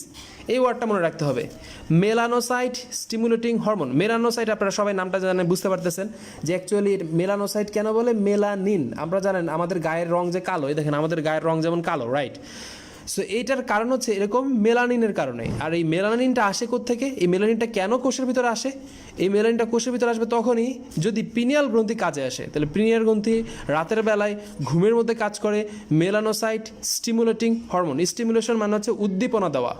উদ্দীপনা যখন দেয় তখন এই মেলানিনটা আসে। কোশ্চেন হচ্ছে যারা এই মেলানিন দিয়ে কাজ করতে পারে, এই কথাটা কিন্তু খুব গুরুত্বপূর্ণ, মনোযোগ দিয়ে শুনবো, রাইট? মেলানিন জাতীয় হরমোন দিয়ে যারা কাজ করতে পারে, মেলানিন জাতীয় হরমোন দিয়ে যারা কাজ করতে পারে তাকে বলে মেলানোটোফোর। এই ওয়ার্ডটা হয়তো আমি কোনো ক্লাসে তো বলছি, আপনাদের বলছি না, গত বছর বলছি, আই ডোন্ট নো, বাট জানতে হবে। সো যদি কোশ্চেন করি পিনিয়াল গ্রন্থির সাথে আসলে অ্যাকচুয়ালি রিলেটেড কে, তাহলে নাম হচ্ছে এটা মেলানোটোফোর বা মেলানোফোর, একই কথা। সো মেলানোটোফোর বা মেলানোফোর, তাহলে মেলানোটোফোরের উপরে যদি পিনিয়াল গ্রন্থি কাজ করে তখনই সে মেলানিন তৈরি করবে, এবং এটা করার জন্য কোন হরমোন দরকার? মেলানোসাইট স্টিমুলেটিং হরমোন দরকার, মনে থাকবে। সো দেখেন অ্যাসোসিয়েশনগুলো আপনার খুবই গুরুত্বপূর্ণ। হ্যাঁ, আর আপনারা জানেন আপনাদের যে মেলানিন থাকে আপনাদের বডিতে, এই মেলানিনটা কোথায় কাজ করে? ত্বকে কাজ করে। তাহলে আমি যদি কোশ্চেন করি ত্বকের বা গাত্রের স্বাভাবিক রং বর্ণের জন্য মেলানিনের ভূমিকা আছে না নাই? আছে। এইখানে না আজমল স্যার আর একটা উদ্ভট কথা লিখছে। স্যার কথায় এই ওয়ার্ডটা টেনে নিয়ে আসে, I don't know why, but স্যারের ভিতরে একটা টেন্ডেন্সি আছে এই ওয়ার্ডটা টেনে নিয়ে আসা। ওয়ার্ডটা অ্যান্ড দ্য ওয়ার্ড ইজ এইটা, রাইট? স্যার বলতেছেন যে মেলানো মানে পিনিয়াল গ্রন্থি বা মেলানোসাইট স্টিমুলেটিং হরমোন শুধুমাত্র ত্বকের বর্ণই নিয়ন্ত্রণ করে না, মানুষের যৌনতা বা সেক্সুয়াল যে ব্যাপার স্যাপার এইটাকেও নিয়ন্ত্রণ করে। সো এই কথাটা আই ডোন্ট নো মানে where from sir actually has taken this word, বা দিস ইজ, মানে আমি বলবো না যে ওয়ার্ডটা ভুল, বাট স্যারের একদম ডিরেক্টলি ওয়ার্ডটা লেখা উচিত হয় নাই বইয়ে। এনিওয়ে, আমাদের এই দুইটা ওয়ার্ড মনে রাখতে হবে, ত্বক প্লাস যৌন, পিনিয়াল গ্রন্থি, মেলানোসাইট স্টিমুলেটিং হরমোন, মানে এই বান্ডেল বক্স। এতক্ষণ ধরে আমি যা বলছি এই ওয়ার্ডটা কিন্তু মনে রাখতে হবে। আমাদের বইয়ে এর বাইরে তেমন কিছু দেওয়া নাই, সো আমাদের দরকার নাই। এরপরে আমরা যেটা আসবো that is very very important. এই যে স্টকটা নামছে, স্টক, দেখেন আমি একটা ওয়ার্ড ইউজ করছি, স্টক। Why stock? যখন আমরা এরকম একটা ছবি আঁকবো, এটাকে বলে স্টক। স্টক মানে কাণ্ড, এবং তার নিচে এরকম কলসির মতো ঝুলে থাকে। ভাইয়া এই যে গ্রন্থিটা আমরা দেখতে পাচ্ছি, এই গ্রন্থিটার নাম হচ্ছে পিটুইটারি গ্রন্থি। কি নাম? পিটুইটারি গ্রন্থি। এবং আমাদের বই বলতেছে পিটুইটারি গ্রন্থিটা কিন্তু অত্যন্ত ছোট একটা হিসাব বলে আমরা এভাবে পড়তাম যে যখন আমরা পিটুইটারি পড়তাম তখন মানে আমরা ছোটোবেলায় এরকম পড়তাম যে 0.5/1/3 পিটুইটারি মানে হচ্ছে এই ব্যাপারটা আমাদের জানতে হবে 0.5/1/3 মানে কি পিটুইটারি যখন আমরা পড়বো মনে রাখবো পিটুইটারির ওজন হচ্ছে 0.5 গ্রাম এর ওজন হচ্ছে 0.5 গ্রাম পিটুইটারি যে আমরা ব্যাস দেখতে পাচ্ছি এই যে ব্যাস আমি যদি কোশ্চেন করি পিটুইটারির এই যে ব্যাসটা কত তাহলে অ্যান্সার হবে 1 সেন্টিমিটার আবার যদি কোশ্চেন করি পিটুইটারিকে কয় ভাগে ভাগ করা যায় তাহলে দেখেন 1 ভাগ 2 ভাগ 3 ভাগ তাহলে 3 ভাগে ভাগ করা যায় সো আমি যদি কোশ্চেন করি পিটুইটারি মানে কি মনে রাখতে হবে 0.5/1/3 0.5/1/3 এভাবে করে আমরা জিনিসগুলোকে মনে রাখি বা এইভাবে মনে রাখার ট্রাই করি তো অ্যাকচুয়ালি আমাদের পিটুইটারির ব্যাপারটা কি এই পিটুইটারি যতই ছোট হোক না কেন আমরা এটাকে বলি হচ্ছে মাস্টার গ্ল্যান্ড কি বলি মাস্টার গ্ল্যান্ড হ্যাঁ অনেকে আমাকে এখন কোশ্চেন করতে পারেন বিভিন্ন বই পড়ার পরে ভাইয়া আমাদের অমুক বইয়ে লেখা আছে হাইপোথ্যালামাসকে মাস্টার গ্ল্যান্ড না যদি লেখা থাকে ভয় পাওয়ার কিছু নাই পিটুইটারিকে মাস্টার গ্ল্যান্ড বলা হয় হ্যাঁ সো ওই বইয়ে ভুল লেখা আছে আগে আমাদের সময় ভুল লেখা ছিল আমরা কারেকশন করে দিতাম সো এখন অনেকগুলো বইতে অ্যাকচুয়ালি আমার দেখা হয় না অনেক দিন ধরে সো মাথায় রাখতে হবে মাস্টার গ্ল্যান্ড বা প্রভুগ্রন্থি বলতে আমরা পিটুইটারিকে বুঝি এবার আসেন পিটুইটারি যত সহজে বলতেছি তত সহজ না আমি একটা কথা বলি এখান থেকে কথাটা মনে রাখতে হবে মনে রাখবেন পিটুইটারি যেমন মাস্টার গ্ল্যান্ড মানে পিটুইটারি হচ্ছে আমি আপনাদের মাস্টার না আমি আপনাদের পড়াই না পড়াই কিন্তু তার মানে কি এই যে আমি আপনার মেডিকেল ভর্তি পরীক্ষা দিব না তা কিন্তু দিব না তাহলে মিনিংটা বুঝতে হবে আমি পড়াই আপনাকে মেডিকেল ভর্তি পরীক্ষার জন্য কিন্তু আমি আপনার মেডিকেল ভর্তি পরীক্ষা দিতে কিন্তু যাব না যেতে কিন্তু আপনাকেই যেতে হবে এর মানে আমি আপনাকে কি দেই উদ্দীপনা দেই সো আমরা সবসময় মনে রাখবো পিটুইটারি গ্রন্থি আবার বলছি কিন্তু পিটুইটারি এর কাজই হচ্ছে বেসিক্যালি নিজে কাজ করা না কাজকে স্টিমুলেশন দেওয়া মনে থাকবে তো স্টিমুলেশন উদ্দীপনা দেওয়া এই ওয়ার্ডটা মনে রাখতে হবে তাহলে পিটুইটারি গ্রন্থি কিন্তু অ্যাকচুয়ালি নিজে কাজ করে না সে কি কাজ করে কাজ করার জন্য স্টিমুলেশন দেয় উদ্দীপনা দেয় রাইট ব্যাপারটা এরকম যে আপনারা জানেন হয়তো যে সোশ্যাল মিডিয়াতে যদি আপনি যান আপনি দেখবেন you guys might know Solaiman Sukhan right আপনারা হয়তো সুখন ভাইকে চিনেন আর কি আমার সামহাও উনি আমার পরিচিত তো সুখন ভাই যেমন আমাদেরকে মোটিভেশন স্পিকার মানে আমাদেরকে মোটিভেশন দেয় কিন্তু নিজে তো আর এসে কাজ করে না তাই না সো ব্যাপারটা হচ্ছে তাই আর কি যে এটা পিটুইটারি গ্রন্থ হচ্ছে এক ধরনের সোলাইমান সুখন মানে যে স্টিমুলেশন দিবে কিন্তু কোনোদিন আপনার হয়ে কিন্তু কোনো কাজ করে দিবে না এই জন্য পিটুইটারির যতগুলো হরমোন আছে হরমোনগুলোর নামের মধ্যে এরকম একটা ব্যাপার কাজ করে উদ্দীপনা হরমোন এরকম একটা ব্যাপার কিন্তু কাজ করতে পারে এটাতে ভয় পাবো না হ্যাঁ এখন আমরা যদি পিটুইটারি দেখতে চাই খুব মনোযোগ দিয়ে শুনবো এই যে পিটুইটারি মনে করলাম this is the pituitary gland এই পিটুইটারিকে আমরা এখন 3 ভাগে ভাগ করব কয় ভাগে 3 ভাগে ভাগ করব ইয়েস আমরা 2টা দাগ টানলাম 1 2 আচ্ছা এটা মনে করলাম সামনের দিকে এটা মনে করলাম পিছনের দিকে আমরা পড়াইছিলাম সামনে মানে আমরা বলি অ্যান্টেরিয়র পিছনে মানে আমরা বলি পোস্টেরিয়র মাঝখানে হলে আমরা বলি মিডিল এটা কিন্তু আমরা পড়াইছিলাম যারা আমার সাথে আগে ক্লাস করছেন তারা এই অ্যান্টেরিয়র মিডিল পোস্টেরিয়র এই ধরনের টার্মিনোলজিগুলো অলরেডি শিখে ফেলছেন এতে ভয় পাওয়ার কোনো কারণ আমি দেখি না রাইট সো পিটুইটারি গ্রন্থি যখন আমরা পড়াচ্ছি তখন বলছি 3 ভাগে ভাগ করবো একটা অ্যান্টেরিয়র মানে যেটা সামনে একটা মাঝখানে যেটা middle and after that the posterior right এখন আমরা যখন পড়বো এইভাবে পড়বো দেখেন 4 1 2 412 রুলটা মনে রাখতে হবে মাস্ট এই রুল মনে রাখতে হবে পিটুইটারি মানে হচ্ছে 412 মনে থাকবে তো তাহলে যদি কোশ্চেন করি অ্যান্টেরিয়র পিটুইটারি থেকে সম্মুখ পিটুইটারি থেকে হরমোন কয়টা 4টা বের হয় মাঝখানেরটা দিয়ে কয়টা বের হয় 1টা বের হয় পিছনেরটা দিয়ে কয়টা বের হয় 2টা বের হয় মজার বিষয় কি জানেন মজার বিষয়টা শিখাই দিই খুব মনোযোগ দিয়ে শুনেন এই সামনের অ্যান্টেরিয়র এবং মিডিল এই যে অ্যান্টেরিয়র এবং মিডিলকে আমরা কি করবো একটা বান্ডেল বক্স করবো আচ্ছা করলাম আমরা অ্যান্টেরিয়র এবং মিডিলকে একসাথে বান্ডেল বক্স করলাম দেখেন আপনি কিন্তু অলরেডি পোস্টেরিয়রটাকে মানে ব্যাক বেঞ্চারকে কিন্তু পিছনে ফেলে দিচ্ছেন তাই তো হয় ব্যাক বেঞ্চাররা তো দিনের শেষে পিছনেই পড়ে যায় কিছু করার নাই তো অ্যান্টেরিয়র এবং মিডিলকে যখন আপনি এই যে আলাদা করছেন এরা যখন ক্ষরণ হওয়ার সময় এরা এখান থেকে ক্ষরণ হয়ে যায় মনে রাখবো এখান থেকে ক্ষরণ হয়ে যায় মানে এখান থেকে তারা রক্তের ভিতরে প্রবেশ করে যে রক্ত নালী আঁকলাম প্রবেশ করে তাই না এখান থেকে কিন্তু প্রবেশ করে এখন কথা হলো কি এইখান থেকে আপনাকে একটা জিনিস অবশ্যই মনে রাখতে হবে দেখেন এরা রক্তের মধ্যে প্রবেশ করে কোনো আপত্তি নাই যদি পিছনেরটাতে যান সেও রক্তের মধ্যে প্রবেশ করে তাতেও আপত্তি নাই এও রক্তের মধ্যে প্রবেশ করে কিন্তু ঝামেলা কি ঝামেলা হচ্ছে এইখানে যে বেচারা 4 জন বেচারা আছে এখানে যে 1 জন বেচারা আছে এই 5 জনই এখানেই তৈরি হয় এখান থেকেই বের হয় কিন্তু এই পশ্চাৎ পিটুইটারিতে যে 2 জন আছে তারা কিন্তু এখানে তৈরি হয় না তারা কোথায় তৈরি হয় তারা হয় এদের উপরে যে হাইপোথ্যালামাস থাকে এইচপি যে হাইপোথ্যালামাস থাকে সেখান থেকে তৈরি হয় তাহলে এখন আপনি কোশ্চেন করলেন ভাইয়া হাইপোথ্যালামাস থেকে এরা এখানে কিভাবে আসলো এরা রক্তের মাধ্যমে আসে না এরা আসছে নিউরনের মাধ্যমে এই জন্য আমরা এদেরকে পড়াইছিলাম নিউরো হরমোন মনে পড়ে নিউরো হরমোন তাহলে আমি যদি আপনাকে কোশ্চেন করি নিউরো হরমোন কোথায় থাকে পশ্চাতে মধ্যে সামনে তাহলে অ্যান্সার হবে পশ্চাৎ পিটুইটারিতে। নিউরো হরমোনের সংখ্যা কয়টা? তাহলে অ্যান্সার হবে 2টা। কোশ্চেন করা হলো নিউরো হরমোন তৈরি কে করে? অ্যান্সার হবে হাইপোথ্যালামাস। মনে থাকবে। এখানে আপনার আজমল স্যার একটু পেঁচাইছে, নিঃসরণ ক্ষরণ এই বাংলাগুলো সে তারা আসলে বুঝে শুনে লিখতে পারে না, অ্যাকচুয়ালি তারা যা মিন করছে তা অ্যাকচুয়ালি হয় নাই। আই থিঙ্ক এটা কারেকশন হয়ে যাবে, সো ডোন্ট ওয়ারি। আপনারা আমাকে কোশ্চেন করছিলেন অ্যান্ড আই নো দিস। এবার আসলে আমরা একটু পড়ার ভিতরে যাই, আমরা একটু পড়ি যে 4টা 2টা 1টা এটা কীভাবে পড়বো। নাম্বার 1 এই 4টা আমরা এখন অ্যান্টেরিয়র পড়বো, রাইট? আমরা এখন অ্যান্টেরিয়র নাম্বার 1 দিয়ে পড়বো হচ্ছে অ্যান্টেরিয়র।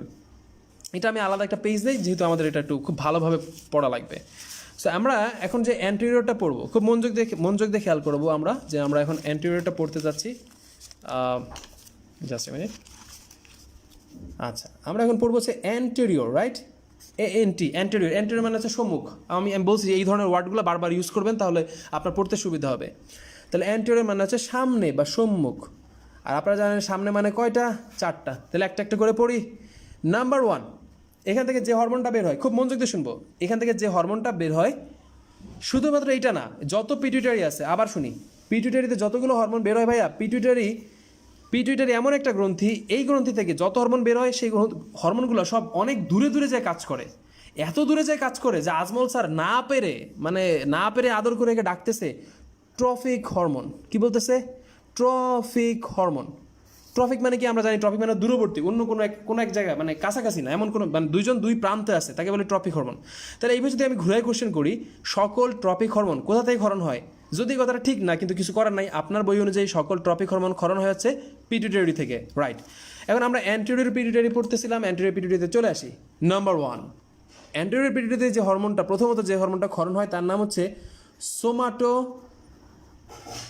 Somatotrophic hormone. দেখেন আমরা যে সোমাটোট্রপিক হরমোন বলতেছি, বারবার কিন্তু সোমাটোট্রপিক হরমোন এইভাবে পরীক্ষার হলে দিবে না, কারণ অ্যাকচুয়ালি হরমোনের নাম কখনো পূর্ণাঙ্গ রূপে সারা ওয়ার্ল্ডে কোনো বইয়ে দেওয়া থাকে না। তাহলে পরীক্ষার হলে কীভাবে দিবে? পরীক্ষার হলে এগুলো শর্ট ফর্ম দেওয়া থাকবে, লেখা থাকবে STH। আপনি এখন আমার কোশ্চেন করলেন ভাই এগুলো কি পারা যাবে? জি, আপনাকে পারতে আপনি বাধ্য, কেননা এটা সারা ওয়ার্ল্ডে এভাবেই চিনে, রাইট? সো STH মানে সোমাটোট্রপিক হরমোন। হোয়াই সোমাটো মানে হচ্ছে কোষ। সোমাটো মানে কি? আমরা সবাই জানি কোষ। কোন কোষ? দূরবর্তী কোনো কোষ। কি কাজ করে জানেন? আসলে ঝামেলাটা কোন জায়গায় আমি বলি। এই সোমাটোট্রপিক হরমোন যখন আপনার দূরবর্তী অঙ্গে যখন যায়, তখন প্রথমত সে 2টা জিনিসের উপর যে কাজ করে। নাম্বার 1 হচ্ছে শর্করা, আমরা এভাবে লিখি শর্করা, আর নাম্বার 2 হচ্ছে প্রোটিন। হ্যাঁ, আপনাদের বই প্রোটিনটাকে হাইলাইট করছে, আপত্তি নাই, এটা হাইলাইট আমিও করলাম, কোনো আপত্তি নাই। আর আপনারা জানেন শর্করার উপর কাজ করলে, প্রোটিনের উপর যদি কাজ করে, তাহলে আপনার কী হবে? দেহ বৃদ্ধি হবে না? দেহের বৃদ্ধি হবে না? এক্স্যাক্টলি, দেহের বৃদ্ধি হবে। ভাইয়া দেহের তো বৃদ্ধি হচ্ছে, তো দেহের বৃদ্ধি শর্করা প্রোটিন দিয়ে যখন আপনি দেহের বৃদ্ধি করবেন, তো আপনিই বলেন তাহলে আমার কি পেশি বৃদ্ধি করতে হবে না হবে না? করতে হবে। আমার কি অস্থি বৃদ্ধি করতে হবে না করতে হবে না? করতে হবে। তাহলে আমি যদি কোশ্চেন করি সোমাটোট্রপিক হরমোন পেশি এবং অস্থির বৃদ্ধির জন্য দায়ী, সত্য। শর্করা প্রোটিন সংশ্লেষণের জন্য বা শর্করা প্রোটিনের উপর কাজ করে এটার জন্য দায়ী, এটাও সত্য। আপনি যে দিক দিয়ে যান না কেন, সত্য মানে কিন্তু সত্য। শুধু তাই না, শর্করার প্রোটিন না, আরেকটা বাদ দিলাম কেন, চর্বি, এর জন্য দায়ী। এবং সব কিছু যখন সে এই শর্করা প্রোটিন এবং চর্বিকে যখন সে রেগুলেশন করতে পারে, আপনার দেহের কি বৃদ্ধি কি বাড়ে না কমে? বাড়ে। এই জন্য আমরা এই সোমাটোট্রপিক হরমোনের আর এক নাম চেঞ্জ করে দিছি। কি নাম? Growth hormone. আপনার স্যার যদি চালাক হয় তখন কি করবে? পরীক্ষার হলে সোমাটোট্রপিক STH না দিয়ে অপশনে দেওয়া থাকবে GH। হ্যাঁ, এখন আপনি যদি একটা ছাগল মার্কা স্টুডেন্ট হন তাহলে অবশ্যই ব্লাঙ্ক দিয়ে আসবেন বা ফাঁকা দিয়ে আসবেন। আর যদি ভালো স্টুডেন্ট হন তাহলে আপনি বুঝতে পারবেন যার নাম সোমাটোট্রপিক হরমোন তার নামে কিন্তু গ্রোথ হরমোন। লাইক এরকম আমি বলি না যে আপনারা এখানে কারা কারা রাজুকের স্টুডেন্ট আছেন। অ্যাকচুয়ালি রাজুকের কোনো স্টুডেন্ট হয়? রাজুক তো একটা মানে কি বলবো, একটা পার্ট অফ দ্য নেম, তাই না? আপনারা হচ্ছে রাজুক উত্তরা মডেল কলেজের স্টুডেন্ট, কিন্তু আপনারা তো রাজুকের স্টুডেন্ট না। রাজুক তো ডিফারেন্ট থিং, বাট আমরা বলি কি না? বলি। সো সোমাটোট্রপিক হরমোনের আর এক নাম কি? Growth hormone. Why growth hormone? বলে ফেলছি, দ্য রিজন। সো যদি কোশ্চেন করি গ্রোথ হরমোন থেকে ক্ষরিত হয়, অ্যান্সার হবে ওই একই কথা, সম্মুখ পিটুইটারি থেকে। এই যে অ্যান্টেরিয়র বা সামনে পিটুইটারি থেকে, 4টার একটা, রাইট, ডান। গ্রোথ হরমোন বা সোমাটোট্রপিক হরমোন কার উপর কাজ করে? এই এদের উপর কাজ করে, শর্করা প্রোটিন চর্বি পেশি অস্থি, ডান, শেষ, আর কোনো কথা নাই, এখানে শেষ। নাম্বার 2 হচ্ছে আমি বলছিলাম 4টার মধ্যে দ্বিতীয়টা কি মনে পড়ে? আমি বলছিলাম এই পিটুইটারিটার সাথে আমরা এই সোলাইমান সুখনের একটা মিল পাবো, মানে এ নিজে কাজ করে না, কাজ করায়, মানে উদ্দীপনা দেয়। দেখেন এখন আমি পাবো, যেমন ওরা থাইরয়েডকে উদ্দীপনা দেয়, কিন্তু দেখেন থাইরয়েডকে কিন্তু সে কিন্তু নিজে কাজ করে না, যেহেতু সে থাইরয়েডের উপর উদ্দীপনা দেয়, এই জন্য আমরা কি বলি? থাইরয়েড স্টিমুলেটিং হরমোন, আমরা কি বলি থাইরয়েড স্টিমুলেটিং হরমোন, যাকে আপনারা সবাই হয়তো জানেন, বাসাবাড়িতে হয়তো সবারই কম বেশি টেস্ট করা হয়েছে, TSH, তাই না? আমরা এরকম কোশ্চেন বলি আর কি। তাহলে থাইরয়েড স্টিমুলেটিং হরমোন বা TSH কোত্থেকে খরিত হয়? থাইরয়েড স্টিমুলেটিং হরমোন খরিত হচ্ছে মানে কি বলা হয়, সম্মুখ পিটুইটারি থেকে। এবং থাইরয়েড স্টিমুলেটিং হরমোন আমরা যেটা পড়াচ্ছি এখন, থাইরয়েড স্টিমুলেটিং হরমোন, যে সম্মুখ পিটুইটারি হরমোন যেটা আছে বা আমরা যেটা জানতে চাচ্ছি, এই থাইরয়েড স্টিমুলেটিং হরমোন আমরা পরীক্ষার হলে গিয়েই পাবো, মাস্ট। এটা যদি না জেনে পরীক্ষার হলে যান তাহলে এর থেকে দুঃখজনক আর নাই। কেন? যখন সে থাইরয়েডের উপর কাজ করে। ভাইয়া এর কাজ কি তাহলে? এ হচ্ছে থাইরয়েড স্টিমুলেটিং হরমোন শুধুমাত্র থাইরয়েডের উপর কাজ করবে, যেহেতু বলছে থাইরয়েডকে উদ্দীপনা দেয়, তাহলে এর কাজ হচ্ছে থাইরয়েডের উপরে। যখন আমরা থাইরয়েড শিখবো তখন এটা দেখবো, এখন এটা নাই, তাহলে এটা আমরা এখন বাদ। তাহলে এখন আমরা কয়ের চিহ্ন দিয়ে রাখবো, যখন আমরা থাইরয়েড আসবো তখন পড়বো। এর ভিতরে এখন আমাদের তেমন কিছু নাই। আচ্ছা, 3 নম্বরে আসেন। 3 নম্বরের নাম হচ্ছে এখানে বিপদ। যারা আমার মানে অনেক পুরাতন স্টুডেন্ট, যারা বিভিন্ন মেডিকেল কলেজ, আমার এখানে অনেকগুলো স্টুডেন্ট আছেন যারা অলরেডি আগের মেডিকেল কলেজে পড়াশোনা করতেছেন, হয়তো বা আবার পরীক্ষা দিবেন ভালো মেডিকেল কলেজে চান্স পাওয়ার জন্য, তারা হয়তো বা আমার ক্লাসে হয়তো পাইছেন বা হয়তো পড়ছেন, আর যদি না জেনে থাকেন হয়তো আবার পড়বেন। 3 নম্বরে আমরা যেটা পড়বো তার নাম হচ্ছে লুটিনাইজিং হরমোন। কি নাম? Luteinising hormone. ভয় পাওয়ার কোনো কারণ নাই, এই নামগুলো কঠিন হলে আমি সহজ করে দিচ্ছি। যার নাম ভাই লুটিনাইজিং হরমোন, এর নামই তো লুট করা। বলছি তো লুটিনাইজিং হরমোন, তাহলে লুট করা। কারে লুট করবে? এ লুট করে হচ্ছে ডিমকে লুট করে। কাকে লুট করে? ডিমকে লুট করে, মন থাকবে। আর যখন আমরা ডিমকে লুট করবো, তো আমরা সবাই জানি ডিম কোথায় থাকবে। এটা তো মুরগির ডিম না যে ফ্রিজের মধ্যে পাইলাম বা দোকানে যেয়ে পাইলাম বা পোলট্রি ফার্মে পাইলাম। এই ডিম থাকবে হচ্ছে ডিম্বাশয়। কোথায় থাকবে? ডিম্বাশয়। তাহলে আমি যদি আপনারা কোশ্চেন করি ডিম্বাশয় থেকে ডিম লুট করে কে, অ্যান্সার হবে লুটিনাইজিং হরমোন। সবাই পারবো, সোজা জিনিস, রাইট, ফাইন। এখন পরীক্ষার হলে আপনার আজমা স্যার কি আপনারা তাই দিবে যে ডিম্বাশয় থেকে ডিম লুট করে কি? এরকম উদ্ভট কোশ্চেন আসবে না। তাহলে আপনার স্যার আপনার কোশ্চেন করবে কি? আপনার কোশ্চেন করবে ডিম্বাশয় থেকে ডিম্বপাত করায় কোন হরমোন? এই যে পারতেছেন, লুটিনাইজিং হরমোন। ভাই তো বলেই দিছে, ডিম লুট করা, ডিম্বপাত করা, কি তো কথা। কি করে? Luteinising hormone. কোত্থেকে? ডিম্বাশয় থেকে। কাদের ডিম্বাশয়? ছেলেদের না মেয়েদের? ডেফিনেটলি মেয়েদের। ছেলেদের তো আর ডিম্বাশয় হয় না। সো লুটিনাইজিং হরমোন ডিম্বপাত করায় অবশ্যই কাদের? মেয়েদের, নট ছেলেদের, রাইট। সো এই ভুলগুলো করবো না। সো লুটিনাইজিং হরমোন ডিম্বাশয়ের উপরে কাজ করে, করুক। এখন পরীক্ষার হলে আমার কোশ্চেন তো আর আমি তো বলেই দিছি যে সবসময় কিন্তু এত সহজ কোশ্চেন থাকে না। এখন আপনার মন খারাপ হয়ে গেল, ভাইয়া লুটিনাইজিং হরমোন তাহলে শুধু মেয়েদেরই কাজ করে, শুধু ফিমেল, অনলি ফিমেল হরমোন, ছেলেদের কি কিছু করবে না? করবে। ছেলেদের কেন করবে না? ছেলেদেরও কাজ করবে। তো ছেলেদের তো আর ডিম্বপাত করানো তো আর সম্ভব না, রাইট। তাহলে ছেলেদের কি করে? ছেলেদের লুটিনাইজিং হরমোন যে কাজটা করে সেটা হচ্ছে টেস্টোস্টেরন ক্ষরণে সাহায্য করে। টেস্টোস্টেরন, তাই না? তাহলে যে ছেলের লুটিনাইজিং হরমোন কম, তার টেস্টোস্টেরন হরমোনও কিন্তু কম, তার মানে তার ছেলে বৈশিষ্ট্য কম। তাহলে এখন যদি আমি কোশ্চেন করি, বলেন তো বাংলাদেশের যে হিরো সাকিব খান, তার লুটিনাইজিং হরমোনে ঝামেলা আছে না নাই? অনন্ত জলিল, লুটিনাইজিং হরমোনে ঝামেলা আছে না নাই? বোধহয় একটু কম বেশি থাকতে পারে, আই ডোন্ট নো। আচ্ছা, এবার 4 নাম্বার আমরা যেটা পড়বো, রাইট, 4 নাম্বার আমরা যেটা পড়বো তার নাম হচ্ছে ফলিকল স্টিমুলেটিং হরমোন। দেখেন ওয়ার্ডগুলো কিন্তু আসলে খুব সোজা সোজা। ফলিকল মানে হচ্ছে ঘর। আবার দেখেন স্টিমুলেশন মানে হচ্ছে আপনারা জানেন উদ্দীপনা দেওয়া, হরমোন মানে আপনারা জানেন হরমোন। তাহলে এখন যদি আমি আপনারা কোশ্চেন করি, ভাই বলেন তো দেখি ফলিকল স্টিমুলেটিং হরমোন এর কাজ কি করা? সহজ কথা ভাইয়া, ফলিকল বানানো। ফলিকল মানে কি? ঘর বানানো। কোন ঘর? এ তো আর আপনার ঘর বাড়ি বানাই দিবেন না যে ভাইয়া উত্তর 6 নম্বর সেক্টরে একটা জমি কিনছি, ওখানে ফলিকল স্টিমুলেটিং হরমোন ছেড়ে দিছি, 2 দিন পরে দেখি বাড়ি হয়ে গেছে। না, এ আপনাকে ঘর তৈরি করে দিবে। কোন জায়গায় ঘর তৈরি করে দিবে? ওই একই জায়গায়। কোন জায়গায়? সেই ডিম্বাশয়ের মধ্যে ঘর তৈরি করে দিবে। এখন আপনি কোশ্চেন করলেন, ভাইয়া ডিম্বাশয়ের মধ্যে ঘর কেন লাগবে? ভাইরে, ডিম্বাশয়ের মধ্যে ঘর যে লাগবে, কেন লাগবে এবার বলি। একটা মেয়ে যখন মায়ের গর্ভ থেকে জন্ম নেয়, তার তো জন্মের পর থেকেই তো আর ডিম্বাশয় থেকে ডিম তৈরি হয় না, হয় না। তাহলে দেখবেন 12 থেকে 13 বছর পরে যে সে মেনস্ট্রুয়েশন শুরু হয়, তাই না? তাহলে 12 থেকে 13 বছর পরে এমন কি হইলো যেখানে ডিম্বাশয়ের মধ্যে ডিম তৈরি হওয়া শুরু করলো?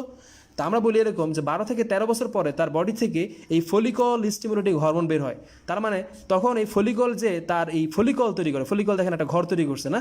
তাহলে এই ঘরের নামই হচ্ছে ডিম। তাহলে আপনি যদি আমাকে এইভাবে বলতে পারেন, ভাইয়া তাহলে এর ফলিকল স্টিমুলেটিং হরমোন না বলে এর মানে বললেই তো ভালো ডিম স্টিমুলেটিং হরমোন, কোনো আপত্তি নেই, আপনি বলেন, আপনার এটা কে মানা করছে? আপনি বললে আপনি বলবেন, আমার কোনো আপত্তি নাই। তাহলে যার নাম ডিম স্টিমুলেটিং হরমোন তার আরেক নাম হচ্ছে ফলিকল স্টিমুলেটিং হরমোন। তাহলে ফলিকল স্টিমুলেটিং হরমোন কী কাজ করে, মানে এখন আমরা we got that point, right? আমরা কী পাই, মানে ফলিকলের পূর্ণতা, পরিপক্কতা, এগুলো আমরা পাইছি, রাইট? সেগুলো আমরা একটু জানবো। হ্যাঁ, এই ফলিকল স্টিমুলেটিং হরমোন থেকে আপনাদের আজমল স্যার আর একটা কথা বলছে, এই কথাটা সত্য না, কিন্তু কেন বলছে আই ডোন্ট নো, স্যার বলা উচিত হয় নাই। আমি বলছিলাম যে কনফিউজিং ওয়ার্ডগুলো সবসময় মাথায় রাখবো। স্যার বলতেছে ফলিকল স্টিমুলেটিং হরমোন ইস্ট্রোজেন তৈরিতে সাহায্য করে। অ্যাকচুয়ালি কথাটা সত্য না, কিন্তু স্যার কেন লিখছে, যেদিন আমরা মানব জীবনের ধারাবাহিকতা পড়াবো সেদিন আমি এটা ক্লিয়ার করবো, মনে থাকবে? এখন এটা বলা মানে হচ্ছে বেকার, আপনি কিছুই বুঝবেন না, সো আন্দাজ এগুলো বললে কোনো লাভ হবে না। আচ্ছা, তাহলে আমরা 4টা পড়লাম। ইয়েস, আমরা এখান থেকে যে 4টা পড়লাম, 4টার পরে আর কি কিছু লাগবে কি না? ইয়েস, লাগবে। আমরা পড়াইছিলাম যে 4 + 1 + 2, কিন্তু আমরা এই 4-এর সাথে আর 2টাকে অ্যাড করবো। এই 2টা আমি পড়াইতে চাই না, কিন্তু এখন আপনাদের বই অ্যাড করা আছে। তো অ্যাড করা আছে বলে 4-এর সাথে আমরা কিন্তু 2টা এখন অ্যাড করবো। আগে কিন্তু আমাদের সময় 2টা ছিল না। সেই 2টা কি? নাম্বার 1 মনে রাখবো, ওই 4টা কিন্তু পড়ছি, অলরেডি 4টা পড়ছি আমরা, এখন আর 2টা অ্যাড করে দিচ্ছি, রাইট? সো এখন যে 2টা আমরা অ্যাড করবো তার একটা নাম মুখ্য মনোযোগ দিয়ে শুনবো, একটা নাম হচ্ছে প্রোল্যাকটিন। প্রোল্যাকটিন ভাইয়া, এই যে প্রোল্যাকটিন, এটা কিন্তু পরীক্ষার হলে প্রোল্যাকটিন লেখা থাকবে না, পরীক্ষার হলে লেখা থাকবে PRL। এটা মেডিকেল কলেজেও তাই লেখা থাকে, PRL লেখা থাকবে। কোশ্চেন হচ্ছে ভাই কেন PRL লেখা থাকবে? আপনাদের আজমল স্যারও PRL লিখছে, সো এটা নিয়ে ভয় পাওয়ার কোনো কারণ নাই। তো PRL নাম শুনেই বুঝতে পারতেছেন প্রোল্যাকটিন। তাহলে প্রোল্যাকটিন কি কাজ করবে? প্রোল্যাকটিন হরমোন বুঝতেই পারতেছেন, ল্যাকটিং মানে ল্যাকটেশন, তাহলে দুগ্ধ ক্ষরণে সাহায্য করবে। আমি আপনার কোশ্চেন করলাম যে প্রোল্যাকটিন কি দুগ্ধ ক্ষরণে সাহায্য করবে? নাম হচ্ছে ল্যাকটিং। এই ভুলটা করা যাবে না। দেখেন খুব মনোযোগ দিয়ে শুনুন, আমি যদি এভাবে কোশ্চেন করি দুধ ক্ষরণ, মানে আমরা যখন ছোটোবেলায় মায়ের দুধ পান করছি, যদি আমি কোশ্চেন করি আগে কিন্তু লিখেন না, আমি কিন্তু এটা ভুল লিখছি, প্রোল্যাকটিন দুধ ক্ষরণে সাহায্য করে, জীবনেও না। এই ভুলটা করা যাবে না, মনে থাকবে? তাহলে কি কাজ করে? প্রোল্যাকটিন হচ্ছে দুধ উৎপাদনে সাহায্য করে, নট ক্ষরণে, মনে থাকবে তো? তাহলে ক্ষরণে কিন্তু আরেকজন করে, কে একটু পরে কোশ্চেন করবো। এইটাই হলো আপনার ভর্তি পরীক্ষার কোশ্চেন, দুধ উৎপাদন কে করে, দুধ ক্ষরণ কে করে। ইয়েস, যদি আপনার নলেজ ভালো থাকে তাহলে আপনি পারবেন। তাহলে প্রোল্যাকটিন হরমোন কখন আসবে আপনি বুঝতে পারতেছেন। একটা মা যখন প্রেগনেন্ট হয়, যখন তার বাচ্চা আসে, বাচ্চা যখন ডেলিভারি হয়, তখন তার প্রোল্যাকটিন হরমোন বেড়ে যায়। প্রোল্যাকটিন হরমোন বাড়লে তখন তার দুধ উৎপাদন বাড়ে, রাইট? এবং দুধ ক্ষরণ তখন আরেকজন হরমোন এসে করে দেয়। কে করে আমরা পরে শিখবো। আর আপনি কিন্তু জানেন মায়ের যে দুধ আছে, আমি পড়াইছিলাম আমাদের মাতৃদুগ্ধ ক্ষরণে বা মাতৃদুগ্ধে মানে ইমিউনিটি বা প্রতিরক্ষা আছে না নাই? আছে। আমি পড়াইছিলাম, মনে পড়ে, IgA। যত ক্ষরণ আছে, দেহের যত ক্ষরণ আছে, সকল ক্ষরণে IgA ইমিউনোগ্লোবুলিন A থাকে। তাহলে ওই অর্থে আমি যদি কোশ্চেন করি প্রোল্যাকটিন আমাদের অনাক্রম্যতার প্রতি সাড়া দেয় না দেয় না, কোশ্চেন করলাম, অ্যান্সার হবে অবশ্যই অবশ্যই অবশ্যই দেয়। কেন দেয়? এই যে IgA তৈরি করে। তাহলে প্রোল্যাকটিনের যদি 2টা কাজও হয়, তাহলে বলতে হবে নাম্বার 1 উৎপাদন করে, কি উৎপাদন করে? দুধ উৎপাদন করে। নাম্বার 2 কী কাজ করে? IgA তৈরি করার মাধ্যমে বা IgA এর মাধ্যমে আমাদের অনাক্রম্যতার প্রতি সে সাড়া দিতে পারে। এরপরে আপনার আজমল স্যার, ওই যে স্যারের তো 2-3টা মানে 3-4টা কথা বানায় না বলে স্যারের তো মন ভরে না। স্যার লিখছে সন্তানের প্রতি বাৎসল্য, স্যার লিখছে পরিস্ফুটনের সময় রক্তনালী সৃষ্টিতে অবদান রাখে। এখন দেখেন সন্তানের প্রতি বাৎসল্য, প্রোল্যাকটিন হরমোন মানে কাজ করে, এ তো একটা মানে একটা উদ্ভট কথা। কোনোদিন এরকম হয় যে একটা মায়ের প্রোল্যাকটিন কমে গেছে এই জন্য সে তার সন্তানকে বাসা থেকে বের করে দিছে? হয়? জীবনে হয় না। আজমল স্যারের কই থেকে যে এই সমস্ত জিনিস নিয়ে আসছে আই ডোন্ট নো, বাট স্যারের বই লিখে আছে। এনিওয়েজ, কিছু করার নাই, ইগনোর ইট। আচ্ছা, তো প্রোল্যাকটিনের পরে এবার আসেন 6 নাম্বার। এটা যদিও 6 নাম্বার লেখা, আমার মন বলে যদি পরীক্ষাতে যদি কোশ্চেন আসে রিসেন্ট টাইমে, তাহলে এই কোশ্চেনটা দিতে পারে, যদিও এটা আপনার বইয়ে 6 নাম্বার দেওয়া। আসেন সেই কথাটা কি। তাহলে 6 নাম্বারে আপনার বইয়ে যেটা দেওয়া সেটার নাম হচ্ছে ACTH। আবারও দেখেন ওয়ার্ডটা কিন্তু মনে রাখতে হবে, ACTH। কেন ACTH এর নাম হচ্ছে অ্যাড্রেনাল কর্টিকোট্রপিক হরমোন। ওয়ার্ডগুলো বুঝতে হবে। অ্যাড্রেনাল, যেহেতু এর নাম হচ্ছে অ্যাড্রেনাল, বুঝতেই পারতেছি যে এটা অ্যাড্রেনালের উপর কাজ করবে। অ্যাড্রেনাল কর্টিকো, তার মানে অ্যাড্রেনালের উপরে যে কাজ করবে, অ্যাড্রেনালের সারা গায়ে কাজ করবে না, অ্যাড্রেনালের অনলি কর্টেক্স পার্টের উপর কাজ করবে। ট্রপিক কেন বলে আগেই বলছি, যেহেতু তার নাম পিটুইটারি তার নাম কর্টিক হবেই। আর হরমোন কেন তা তো বলেই ফেলছি, যেহেতু কেমিক্যাল মেসেঞ্জার তার নাম হরমোন হবেই। সো অ্যাড্রেনাল কর্টিকোট্রপিক হরমোন এই পিটুইটারি থেকে আসে, একটু মনে রাখবো ভাইয়া।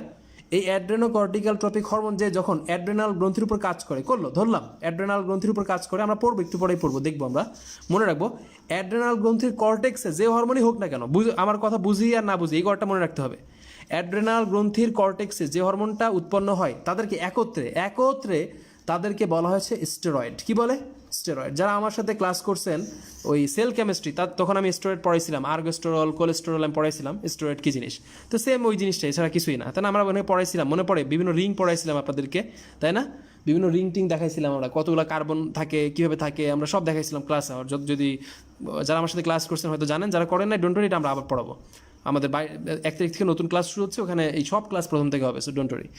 সো অ্যাড্রেনাল কর্টেক্স, অ্যাড্রেনাল এবং স্টেরয়েড ধর্মী। তাহলে এখন যদি আমি আপনার ঘুরায় কোশ্চেন করি, বলেন তো দেখি আমাদের দেহে স্টেরয়েড জাতীয় হরমোন তৈরিতে পিটুইটারির অবদান আছে না নাই? আছে। কোন হরমোনের মাধ্যমে? ACTH এর মাধ্যমে। মাই ডিয়ার স্টুডেন্টস, এই যদি ভুল করেন তাহলে আসলে আমার থেকে আর কেউ কিন্তু দুঃখ পাবে না, মন থাকবে? আচ্ছা ফাইন, তাহলে এই জিনিসটা আমরা সবাই জানবো, মন থাকবে? আচ্ছা, যখন আমরা ভিতরে যখন পড়বো তখন ইনশাআল্লাহ হয়তো আরও ভালো করে দেখবো। তাহলে অ্যান্টেরিয়র শেষ, অ্যান্টেরিয়র ডান, অ্যান্টেরিয়র ডান, শেষ ফিনিশ। এবার আসবো আমরা মধ্য পিটুইটারিতে, মিডিল, এটা আমরা পড়াই ফেলছি অলরেডি। মিডিল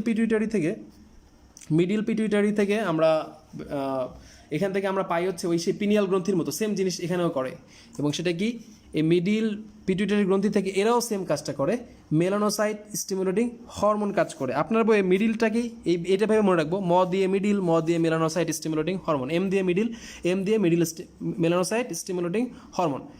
এবং এই মেলানোসাইট স্টিমুলেটিং হরমোন কি কাজ করে আমরা ওই পিনিয়াল গ্রন্থির সময় বারবার বলছি, এটা নিয়ে আর কথাবার্তা বলবো না। ওই একই কথা, ত্বক চুলের বর্ণ নিয়ন্ত্রণ করে, ব্লা ব্লা ব্লা। ওকে ফাইন, এটা নিয়ে তেমন কোনো কোশ্চেন হবে না। হবে কোনটা নিয়ে? হবে হচ্ছে পশ্চাৎ পিটুইটারি নিয়ে, মানে হচ্ছে পোস্টেরিয়র। তাহলে এখন আমরা পড়বো পোস্টেরিয়র বা পশ্চাৎ পিটুইটারি নিয়ে। আমি বলছিলাম এই পশ্চাৎ পিটুইটারিতে অ্যাকচুয়ালি কিন্তু এখানে এসে কিন্তু জমা হয়, কিন্তু এগুলো আসলে আসে কোত্থেকে? আসে উপর থেকে। কোত্থেকে? হাইপোথ্যালামাস থেকে আসে। আমি পড়াইছিলাম কিন্তু হাইপোথ্যালামাস থেকে এখানে এসে জমা হয়।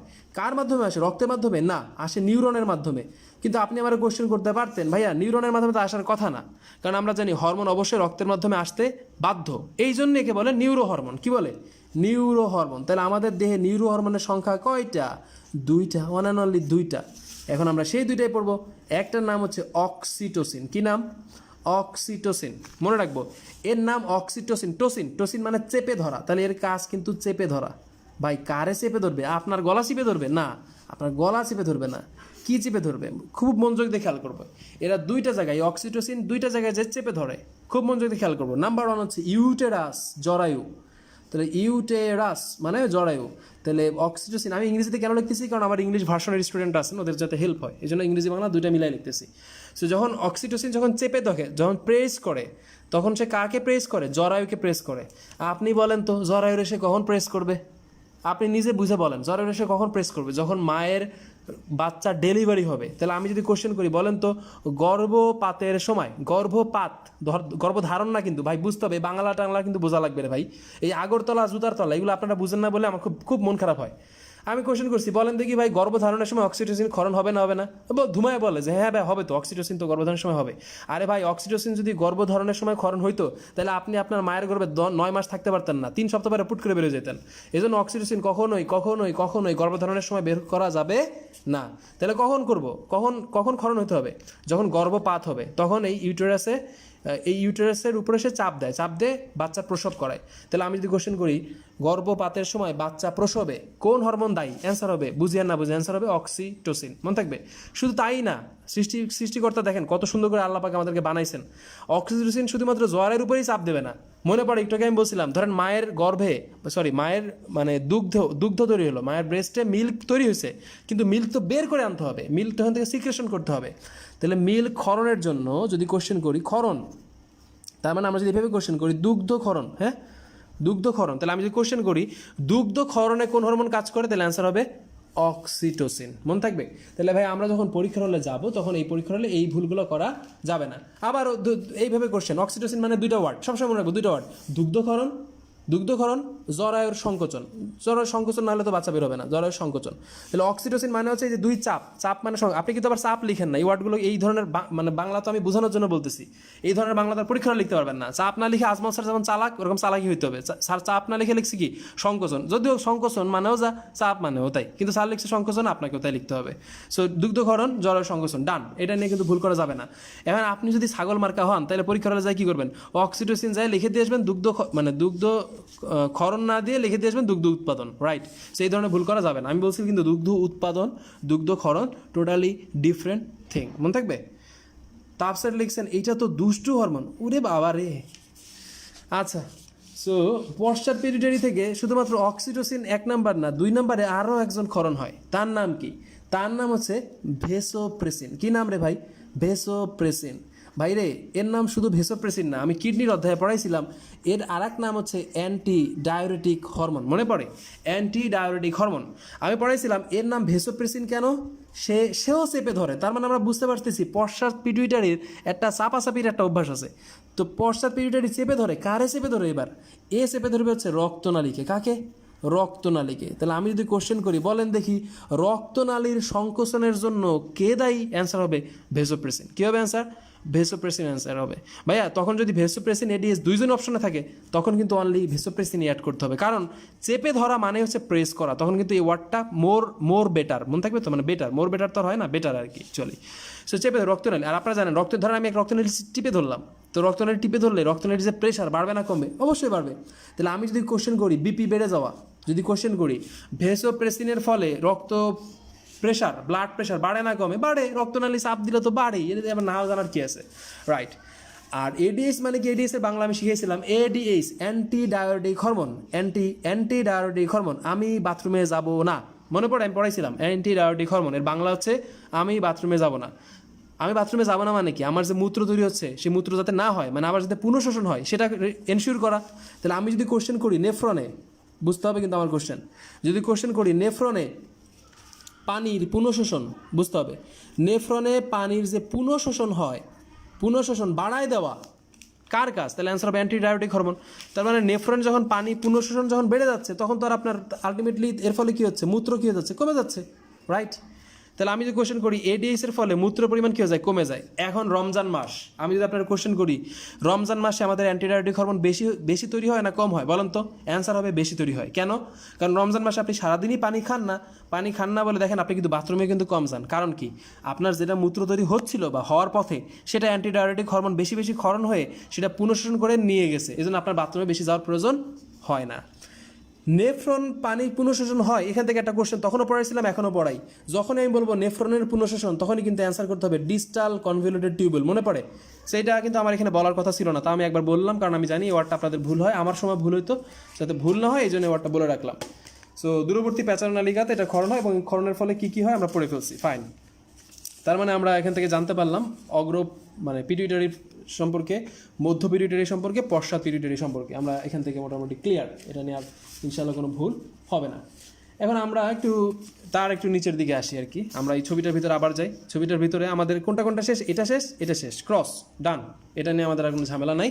আমরা বলছিলাম যে আজকের পড়াটা যদি আমাদের সময় লাগুক, কিন্তু খুবই ভালো করে পড়তে হবে, কারণ এইটা হেলায় ফেলায় যদি আপনি পড়ে ফেলেন তখন মানে আপনারই খারাপ লাগবে, মনে হবে এটা মানে আরও ভালো করে পড়লে আমার জন্য বেটার হতো। সো ওই আক্ষেপ যাতে না থাকে এই জন্য আসলে অ্যাকচুয়ালি আমি এটা একটু মানে ইন ডিটেলস পড়াতে যাচ্ছি। এবার না বিপদ পড়বেন আপনি এখানে, আমি বলে দিচ্ছি যারা মেডিকেল ভর্তি পরীক্ষা 2020 সালে দিবেন তাদের এই গলা থেকে প্রশ্ন আসবে।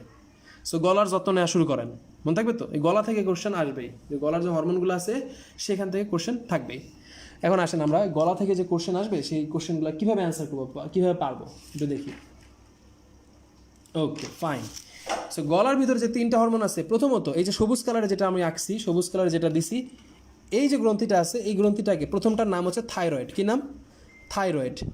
তারপরে যেটা আমরা পাচ্ছি এই যে এই কালারে, তার নাম হচ্ছে প্যারাথাইরয়েড। এইভাবে থাকে না, এইভাবে থাকে না, এরকম আপ ডাউন উপর থেকে নিচে এভাবে সাজানো থাকে না, তো আমি বোঝানোর জন্য বলছি। তাহলে প্যারাথাইরয়েড কীভাবে থাকে আমি দেখাই দিচ্ছি, প্যারাথাইরয়েড। আর পরে যেটা আমরা দেখতে পাচ্ছি নীল কালারে, তার নাম হচ্ছে থাইমাস। তাহলে গলার মধ্যে যে গ্রন্থিগুলো থাকে দেখেন সবই কিন্তু টি দিয়ে, তাই না? টি দিয়ে, থাইরয়েড, পিটি, প্যারাথাইরয়েড, থাইমাস, আবারও সেই টি। তো আমরা এখন একটা করে পড়বো, ডোন্ট ওয়ারি, আমি এটা শিখাই দিচ্ছি কীভাবে থাকে। আপনারা জানেন, ধরেন আমি এটা গলা আঁকলাম, আপনারা জানেন আমাদের গলার ভিতরে এরকম ট্রাকিয়া থাকে না? ট্রাকিয়া থাকে, আমরা সবাই জানি ট্রাকিয়া হচ্ছে এরকম রিং আকৃতির একটা তরুণাস্থি, তাই না? এরকম ট্রাকিয়া থাকে।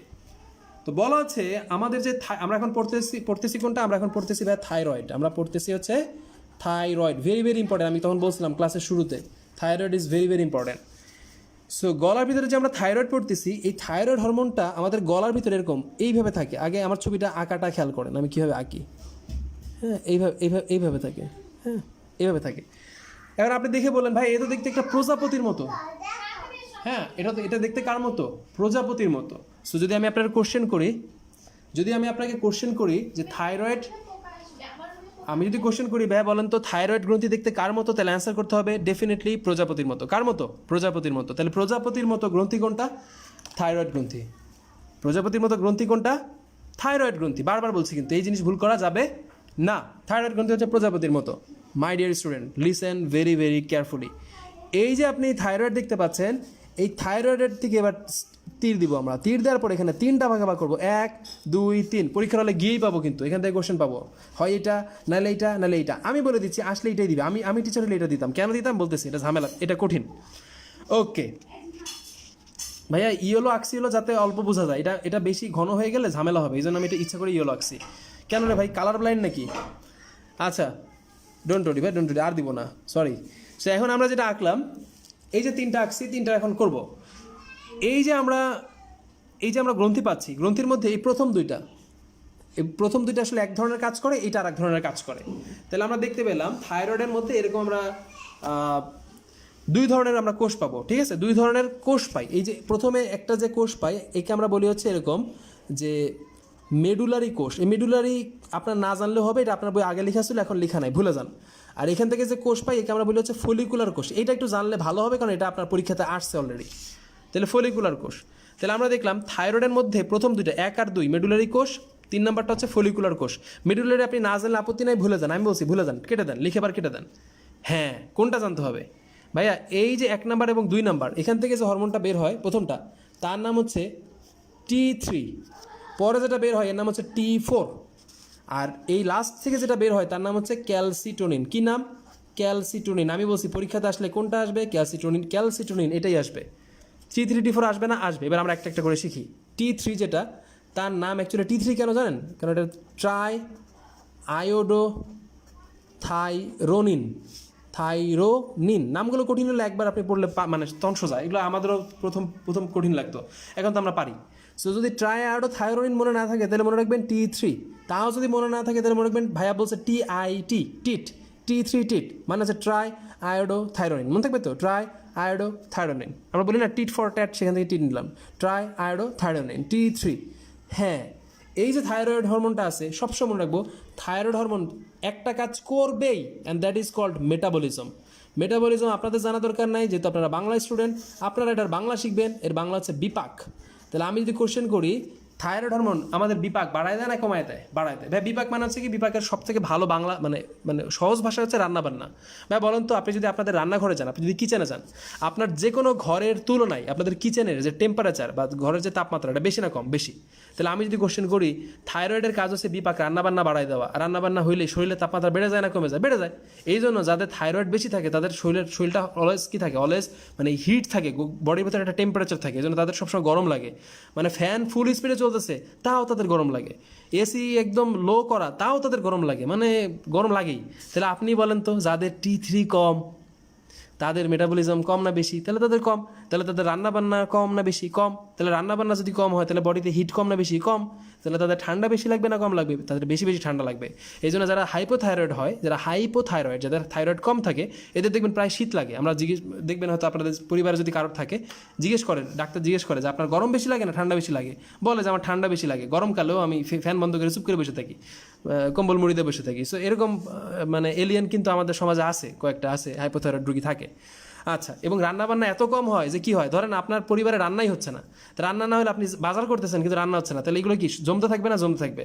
তো আমরা এরকম কোশ্চেন করি, T3 যদি বডিতে কমে যায়, মনোযোগ দিয়ে শুনবো, T3 যদি বডিতে কমে যায় তাহলে রান্না কমে যাবে, কিন্তু বাজার তো আর কমতেছে না। তাহলে আপনার সাইজ কেমন হবে? আপনি দেখা গেছে জানুয়ারি মাসে আপনার সাইজ ছিল এরকম, খেয়াল করেন, জানুয়ারি মাসে আপনার বডি ছিল এরকম সেলিম ফিগার। যখন আপনি ডিসেম্বর মাসে গেছেন, এই রান্নাবান্না কমে যাওয়ার কারণে সব জমতে এই সেলিম ফিগার হয়ে গেছে এরম ফিগার, রাইট?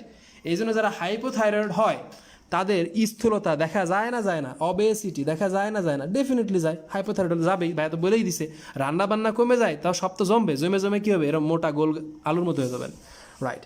তো বিপাক যখন বাড়ে, ধরেন আমি আপনার বডি টেম্পারেচার বাড়াই দিলাম, তো বডি টেম্পারেচার বাড়লে আপনি বলেন হার্টবিট বাড়বে না কমবে? বাড়বে।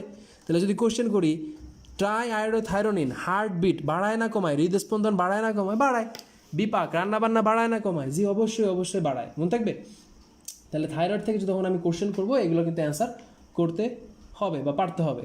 শুধু তাই না, এটা গুরুত্বপূর্ণ কেন ভাইয়া, এই T3 মনে রাখতে হবে, এই T3 হচ্ছে আমাদের যে ফিটাস বিকাশ, মানে আমরা যে বলি না যে আমাদের আমাদের মানসিক বিকাশ, জন্মের পরে যে বিকাশ, এই বিকাশের জন্য দায়ী।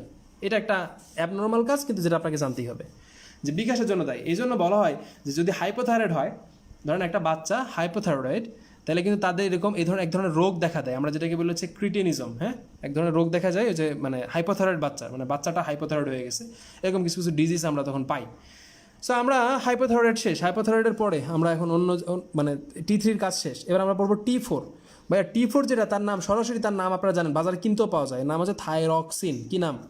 থাইরক্সিন। থাইরক্সিনের কাজ এটার মতো, সেম এটার মতো। সো এটা নতুন করে পড়ানোর কিছু নাই। T3 এবং T4 সেম। ওই যে বলছি স্যার T4-এ সব এইগুলো তো সব লিখছে, একটা এক্সট্রা কথা লিখছে। তা আমি আপনার কোশ্চেন করলাম, বলেন তো আজমল স্যার একটা এক্সট্রা কাজ লিখছে, সেই এক্সট্রা ওয়ার্ডটা কি হইতে পারে? আপনি তো বলেই দিছি, তা আপনি তো জানেন সেই ওয়ার্ডটা হবে নান আদার দ্যান দিস ওয়ার্ড। তার মাথায় এইটাই, স্যার সকালবেলায় কি চিন্তা করেন এইটা, স্যার দুপুরবেলায় কি চিন্তা করেন এইটা, স্যার রাত্রেবেলায় কি চিন্তা করেন এইটা। এনিওয়েজ, এখন আমরা T3 T4 পড়ে ফেলছি, এখন আমরা পড়বো হচ্ছেন after that the fourth word, মানে দ্য লেটার থিং। আমরা ওই যে ছবিটা আমরা আঁকছিলাম, মনে পড়ে কিনা, একটা ছবি আঁকছিলাম আমরা, যে ছবিটা কই রাখলাম, এত কিছু আঁকছি ভুলে গেছি। আচ্ছা যাই হোক, এনিওয়েজ আমরা থাইরয়েড পড়ছি, রাইট? একটু দাঁড়ান, আমি একটু চার্জারটা নিয়ে আসি, ফোনে বন্ধ হয়ে যাবে।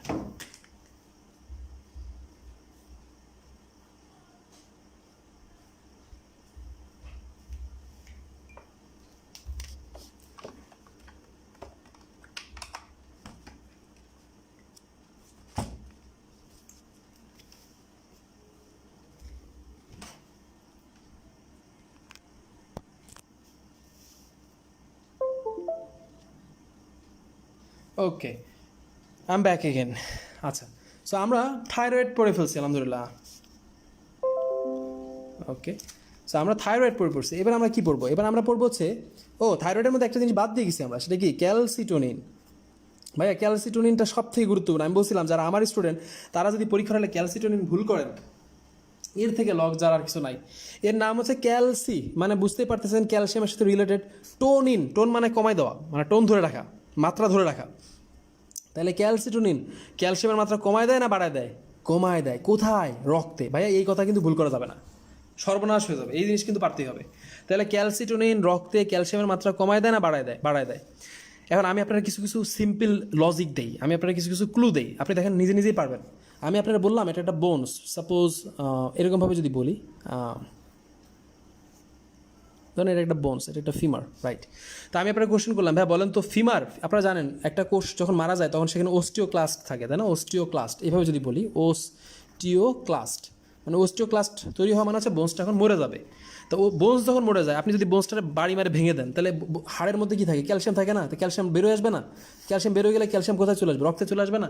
তাহলে আপনি বলেন তো ক্যালসিটোনিন অস্টিওক্লাস্টের অ্যাক্টিভিটি, অস্টিওক্লাস্টের কার্যক্ষমতা বাড়ায় দেয় না কমায় দেয়? কমায় দেয়। কারণ যদি সে কমাইতে না পারে তাহলে তো ক্যালসিয়াম বেরোয় যাবে, রাইট?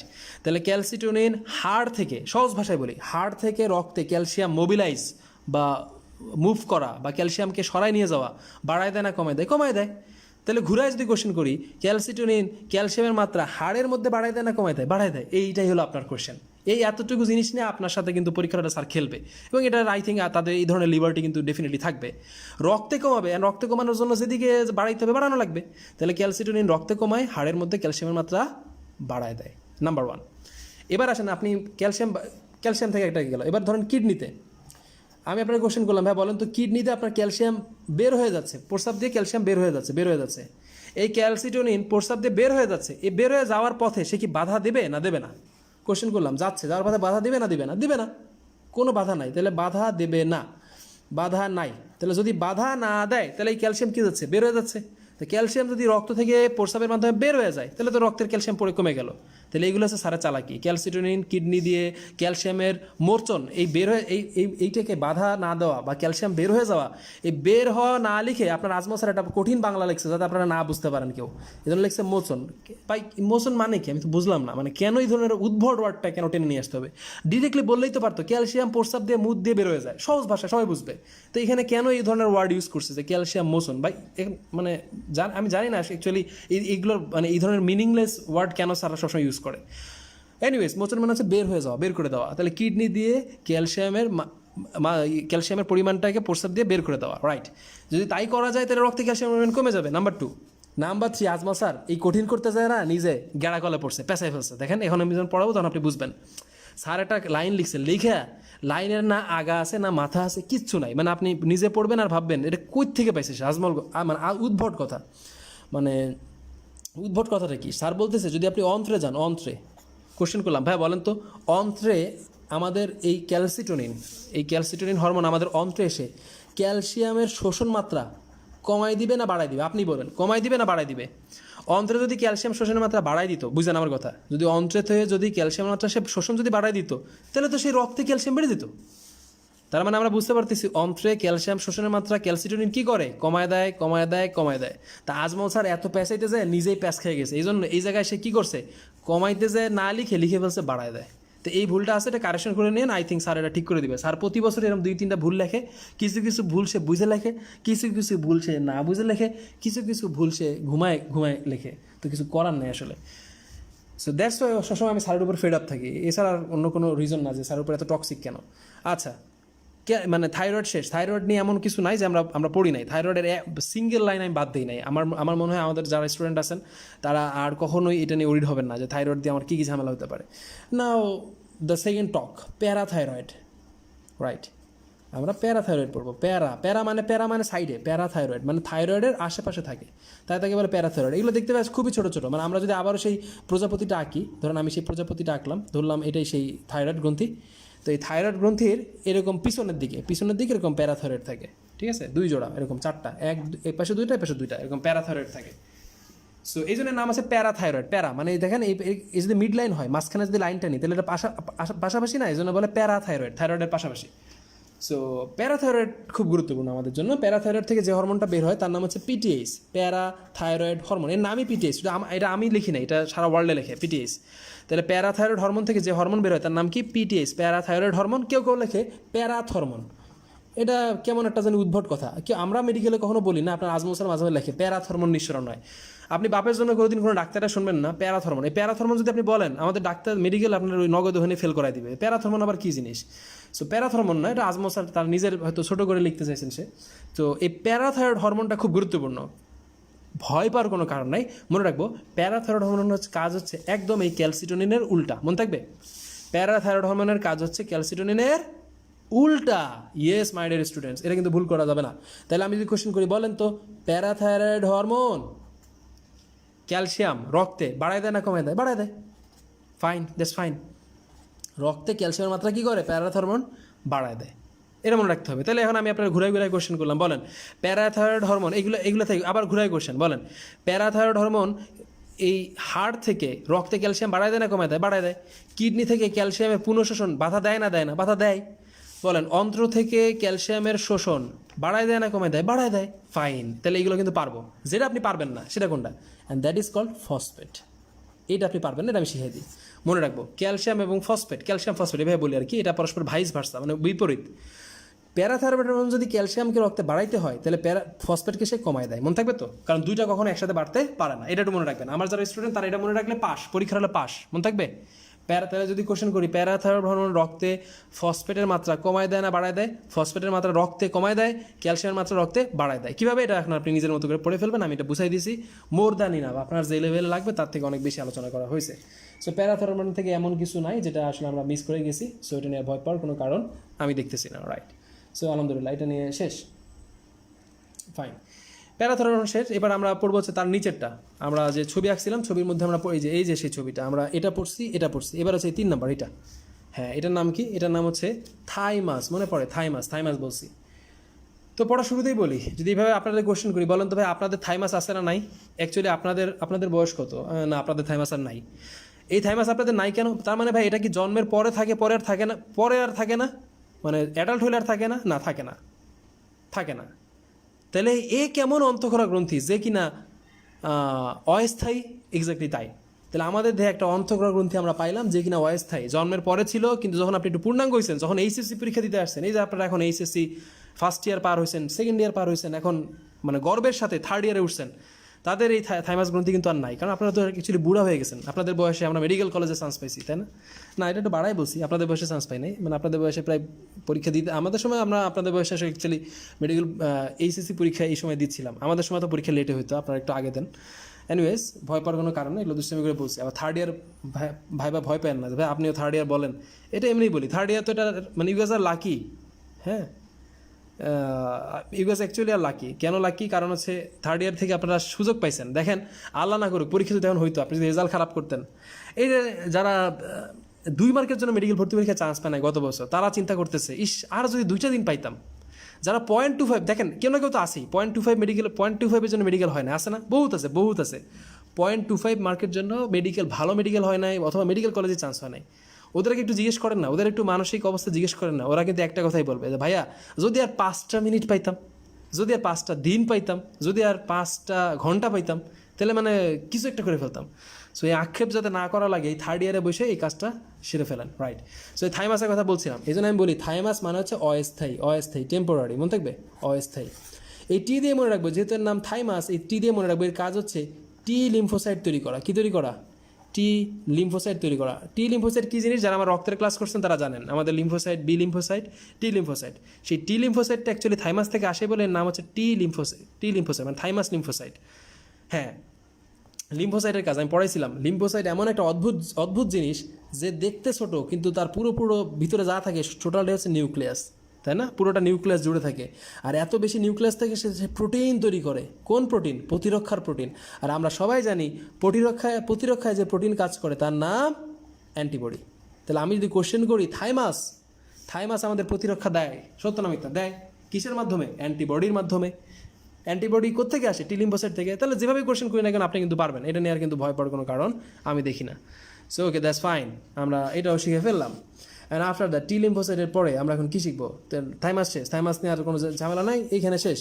আমাদের মাথা শেষ, গলা শেষ, বুক শেষ, পেটের মধ্যে আসি। পেটের মধ্যে এবার এই ব্যাটারে ধরি। হ্যাঁ, এই ব্যাটাকে, এর নাম হচ্ছে ভাই অগ্নাশয়। কী নাম? অগ্নাশয়। অগ্নাশয় আমাদের একটু বড় সড়ো করে পড়তে হবে, এটা আমাদের একটা ছবি আঁকাইতে হবে। সো একটা ছবি আঁকি আমি। এখন আমরা আঁকবো হচ্ছে অগ্নাশয়। ছবিটা খেয়াল করেন। আমরা যদি অগ্নাশয় আঁকি, অগ্নাশয় আসলে দেখতে কেমন হয়? অগ্নাশয় দেখতে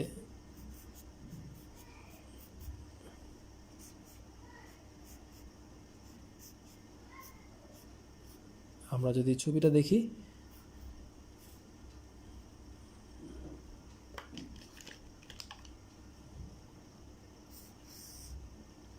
আপনার পড়ছেন তো বইয়ে যে অগ্নাশয় দেখতে এরকম পাতার মতো, তাই না?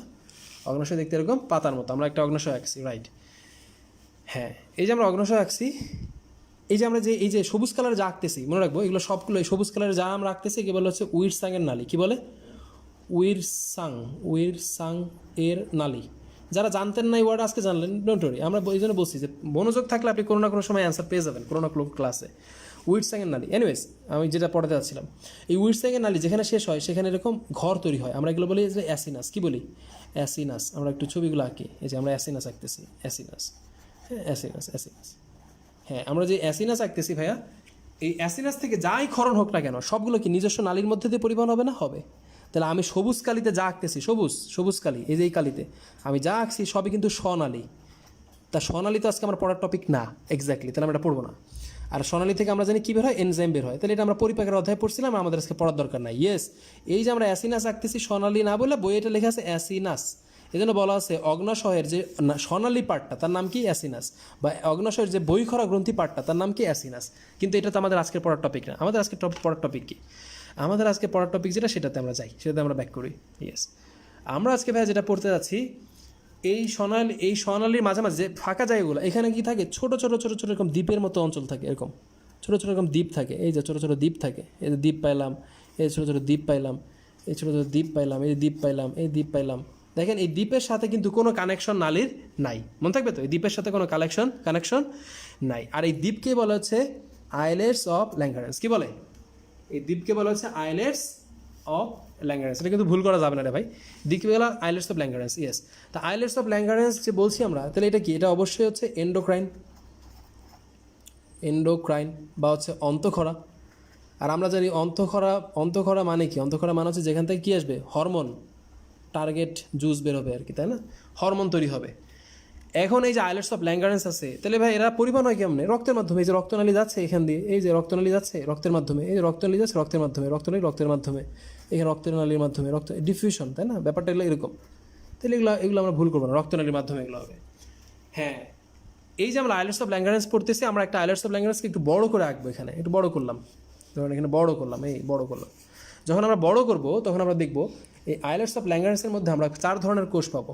একটা হচ্ছে আলফা কোষ, আমরা পড়বো এরকমভাবে, একটা হচ্ছে আলফা কোষ, একটা হচ্ছে বিটা কোষ, দেন আমরা পাবো হচ্ছে আরও এরকম গামা কোষ, অ্যান্ড আফটার দ্যাট আমরা পাবো হচ্ছে এরকম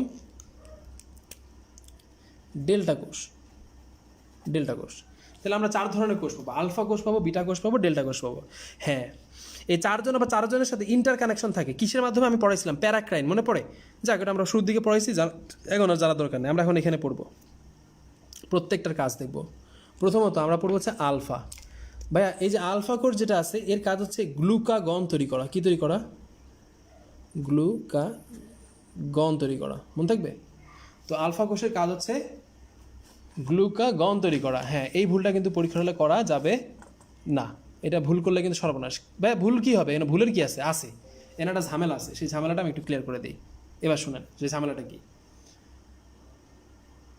ভাইয়া এই যে আমরা গ্লুকাগনের কথা বলছি, এই গ্লুকাগনের কাজ কি করা জানেন? খুব মনোযোগ দিয়ে শুনেন কিন্তু। এই গ্লুকাগনের কাজ হচ্ছে আপনার রক্তে গ্লুকোজের মাত্রা বাড়ায় দেওয়া। তো ভাই এটা তো ডায়াবেটিস করবে। হ্যাঁ, করে তো। এই জন্য আলফা কোষ যদি কাজে আসে তাহলে তখন কী হয়? ডায়াবেটিস হয়। ঝামেলাটা কি জানেন? আপনি মনে করেন গ্লুকোজ খান নাই, তাও রক্তে গ্লুকোজ বেড়ে গেল, তাহলে আসলো কোত্থেকে? মাই ডিয়ার স্টুডেন্টস, গ্লুকোজ কিন্তু আপনার বডিতে জমা থাকে হচ্ছে গ্লাইকোজেন আকারে। কী আকারে? গ্লাইকোজেন আকারে।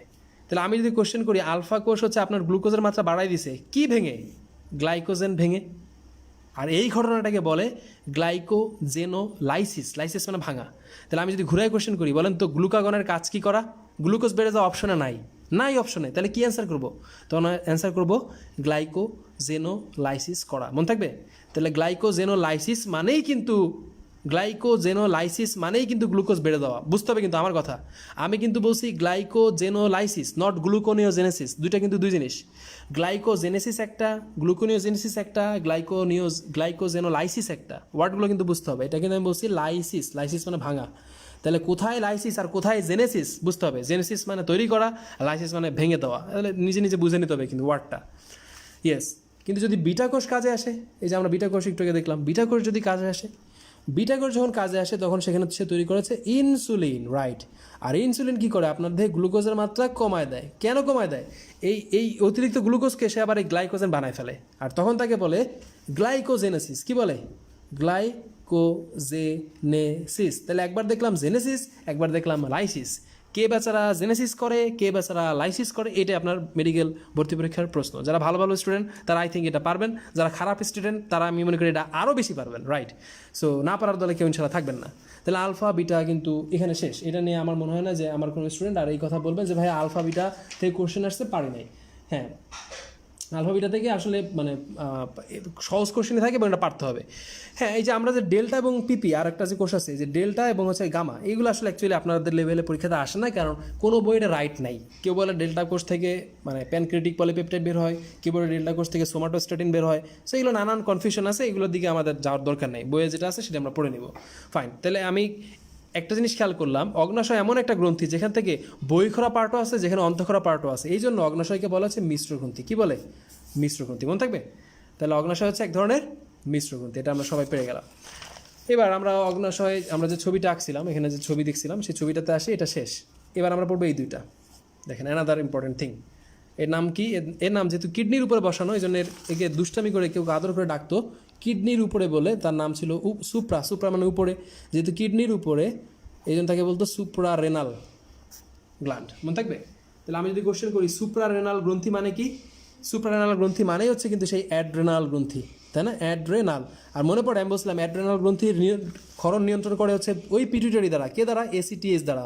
আমি একটু কিন্তু ক্লাসের শুরুতে বলছিলাম।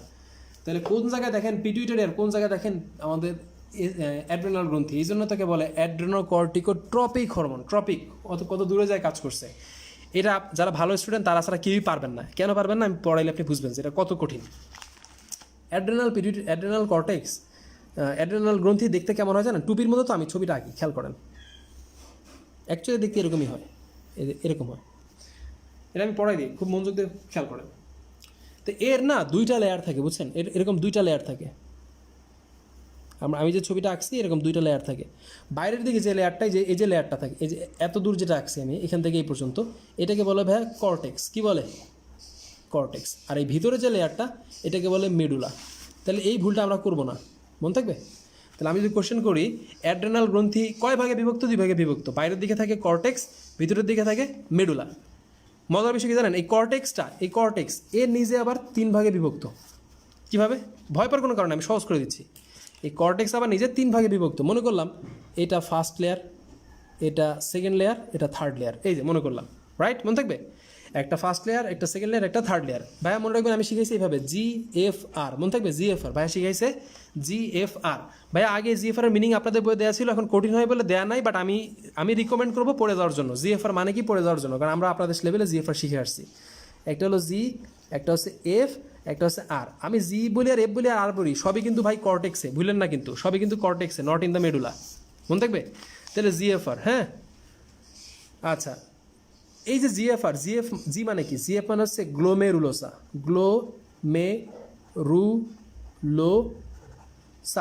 গ্লোমেরুলোসা মনের মানে না, মিনিংগুলো মনে রাখতে পারলে ভালো, না পারলে আমার আপত্তি নেই, GFR মনে থাকলে হবে। F মানে কি? F মানে হচ্ছে ফ্যাসিকুলাটা।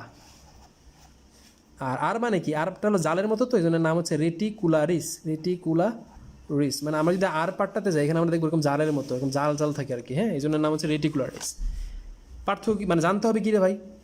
এই GFR, গ্লোমেরুলোসা, ফেসিকুলাটা এবং রেটিকুলারিস, এটা একটু মনে রাখতে হবে, মনে রাখতে হবেই, মনে রাখতে আপনি বাধ্য। কেন বাধ্য আমি বলছি। এই যে এই জি দিয়ে মনে রাখবো, ভাইয়া শিখাই দিচ্ছে। এই জি ফর গ্লোমেরুলোসা, আবার এই জি ফর গ্লুকোজ, বুঝি আর না বুঝি। এর মানে হচ্ছে কর্টেক্সের বাইরে থেকে যা কিছুই বের হোক না কেন, সেটা গ্লুকোজকে রেগুলেট করে। এই জন্য একে বলে হচ্ছে গ্লুকোকর্টিকয়েড। কি বলে? গ্লুকোকর্টিকয়েড কেন বলি? কর্টেক্স থেকে বের হয়েছে তাই কর্টিকয়েড, গ্লুকোকর্টিকয়েড। মনে থাকবে?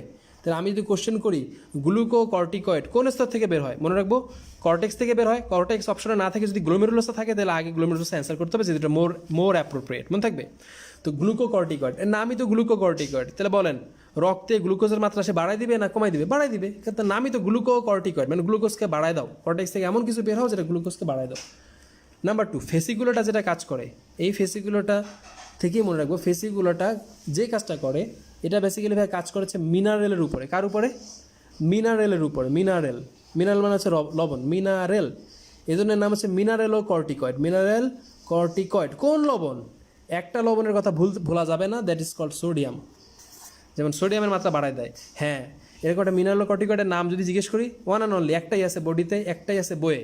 বডিতেও একটা, বইয়েও একটা, তার নাম কি? অ্যালডোস্টেরন। অ্যালডোস্টেরন। তাহলে আমি যদি কোশ্চেন করি অ্যালডোস্টেরন ক্ষরণ নিয়ন্ত্রণ করে কে, অ্যান্সার হবে ফেসিকুলাটা। ফেসিকুলাটা যদি অপশন না থাকে, অ্যান্সার হবে হচ্ছে কি বলে, কর্টেক্স। কর্টেক্স যদি অপশনে না থাকে, তাহলে অ্যান্সার হবে টোটাল অ্যাড্রেনাল গ্রন্থি। মনে থাকবে? তাহলে যেভাবে পারে। আর একটু মনে রাখবে, এটাকে বলে লাইফ সেভিং হরমোন। এটা লাইফ সেভিং হরমোন হলো অনেক রিজন আছে, এটা আপনার বইয়ে নাই, জানা লাগবে না, শুধু এটা জানলেই হবে। এটাকে আমি বলছি লাইফ সেভিং হরমোন। ভাইরে, আমি কিন্তু বলছি এটা লাইফ সেভিং হরমোন, আমি কিন্তু বলি নাই এটা হচ্ছে এমার্জেন্সি হরমোন। দুইটা কিন্তু দুই জিনিস। একটা আপনার বই 2টা ওয়ার্ড পাবেন আপনারা, একটা হচ্ছে লাইফ সেভিং হরমোন আর একটা হচ্ছে এমার্জেন্সি হরমোন। দুইটা কিন্তু দুই জিনিস। আবারও বলছি, এটা কিন্তু ভুল করা যাবে না। অ্যান্ড আফটার দ্যাট আমরা পাবো হচ্ছে রেটিকুলারিস। কি পাবো? রেটিকুলারিস। এটা কি কাজ করবে এটা একটু শুনি। যার নাম রেটিকুলারিস, এটা আপনাদের আজমল স্যারের বই নাই, আলিম স্যারের বইতে আছে। হ্যাঁ, আমি বলে দিচ্ছি, কিন্তু এটা আলিম স্যারের বই, আজমল স্যারের বই মানে আমার কাছে যে বই আছে এটাতে নাই, এটা আলিম স্যারের বই থেকে পড়তে হবে। রেটিকুলারিস যেটা আছে, এই রেটিকুলারিস আমরা পাইলাম গ্লুকোজ পাইলাম, আমরা পাইলাম মিনারেল পাইলাম। দেখেন, এটা আজমল স্যার মানে লিখতে মনে হয় ভুলে গেছেন, এটা কিন্তু আজমল স্যারের বই লেখা উচিত ছিল। হ্যাঁ, স্যার মনে হয় ভুলে গেছেন। যাই হোক, স্যার ওয়ার্ডটা শুনলে অবশ্যই দেখবেন, এই বছর পরের বছর লিখবেন। অ্যান্ড দ্যাট ইজ কল, আমরা বলি এখান থেকে বের হচ্ছে সেক্স কর্টিকয়েড। কর্টিকয়েড মানে আমাদের একটা ছেলে বা একটা মেয়ের যে ক্যারেক্টারিস্টিক্স, যে সেকেন্ডারি সেক্সুয়াল ক্যারেক্টারিস্টিক্স, সেগুলা বেরোনোর জন্য দায়ী হচ্ছে এই রেটিকুলারিস। তা আপনারা জানেন সেক্স কর্টিকয়েডের নাম কি? সেক্স কর্টিকয়েডের নাম আপনারা সবাই জানেন, যে ছেলেদের ক্ষেত্রে তার নাম হচ্ছে অ্যান্ড্রোজেন, মেয়েদের ক্ষেত্রে তার নাম কি? তার নাম হচ্ছে ইস্ট্রোজেন, আর নাম কি? প্রোজেস্টেরন। প্রোজেস্টেরন। তাহলে অ্যান্ড্রোজেন, ইস্ট্রোজেন, প্রোজেস্টেরন। আবার বলছি, অ্যান্ড্রোজেন, ইস্ট্রোজেন, প্রোজেস্টেরন কোত্থেকে বের হয়? অ্যাড্রেনাল গ্রন্থি থেকেই বের হয়। অ্যাড্রেনাল গ্রন্থির কোন জায়গা থেকে বের হয়? একদম নিচের জায়গা, রেটিকুলার কর্টেক্সের নিচের জায়গা থেকে বের হয়। তো দেখেন ব্যাপারগুলো তো আসলে অনেক ডিপ, তাই না? আমি বলছি যে এই জন্যই বলছিলাম যে আজকের অধ্যায়টা খুব গুরুত্বপূর্ণ হবে আপনার জন্য যারা বুঝে পড়তে চান, আর তাদের জন্য গুরুত্বপূর্ণ না যারা কোনো রকম পাশ করে আসতে চান বা ছেড়ে দিয়ে আসতে চান, এরকম তাদের জন্য এটা খুব একটা গুরুত্বপূর্ণ না। তাহলে আমরা কর্টেক্স পড়াই ফেলছি, এবার আসেন মেডুলা। মেডুলার ভিতরে যদি যাই, মেডুলাতে আমরা পাবো এরকম দুইটা লেয়ার পাবো। হ্যাঁ, এরকম দুইটা লেয়ার পাবো, 1 নাম্বার 2 নাম্বার, দুইটা লেয়ার পাবো। মেডুলাতে 1 আর 2 যে এখানেই পড়াই ফেলি, এখানে শেষ করি। মেডুলা 1 নাম্বার যে হরমোনটা বের হয় তার নাম হচ্ছে অ্যাড্রেনালিন। কি নাম? অ্যাড্রেনালিন। আমি শিখাই দিচ্ছি, ভয় পাওয়ার কোনো কারণ নাই। 2 নাম্বার যেটা বের হয় তার নাম হচ্ছে নর অ্যাড্রেনালিন। কি নাম? নর অ্যাড্রেনালিন। অনেকে এর অ্যাড্রেনালিন না বলে একে বলা হচ্ছে এপিনেফ্রিন। কি বলে? এপিনেফ্রিন। এই নামগুলো আসলে মেডিকেলে প্রযোজ্য না, আমরা মেডিকেলে আমরা ইউজ করি না, কিন্তু আপনার বই আপনার বইয়ে দেওয়া আছে, আপনার সব বইয়ে দেওয়া আছে, আজমল স্যার, আলিম স্যার সব বইয়ে। আবার এটাকে দেওয়া আছে নর এপিনেফ্রিন। নর অ্যাড্রেনালিনের আর এক নাম হচ্ছে নর এপিনেফ্রিন। এপি মানে উপরে, নেফ্রিন মানে নেফ্রন মানে কিডনি, এই জন্য নাম করছে এপিনেফ্রিন, এছাড়া কিছু না। আমি এটা শিখাই দিচ্ছি, ভয় পাওয়ার কিছু নাই। অ্যাড্রেনালিন, নর অ্যাড্রেনালিন মনে রাখবেন দুইটাই কী করে? ব্লাড প্রেশার বাড়ায় দেয়। এটা ভুল করে যাবে না। দুইটাই কী করে? ব্লাড প্রেশার বাড়ায় দেয়। দুইটাই হার্ট রেট কী করে? বাড়ায় দেয়। তাহলে অ্যাড্রেনালিন, নর অ্যাড্রেনালিন দুইটাই হার্ট রেট বাড়ায় দেয়, ব্লাড প্রেশার বাড়ায় দেয়। বাট অ্যাড্রেনালিনটা কখন বাড়ায় আর নর অ্যাড্রেনালিনটা কখন বাড়ায় একটু বলি। অ্যাড্রেনালিনটা বাড়ে হচ্ছে, মনে রাখবেন, আপনার আবেগ, যখন আপনি আবেগতাড়িত হয়েছেন। মনে করেন আমি আপনার এমন একটা ইমোশনাল কথা বলছি, আপনি এত ইমোশনাল হয়েছেন, আপনার বডিতে বলি না আমরা অ্যাড্রেনালিন রাশ শুরু হয়ে গেছে।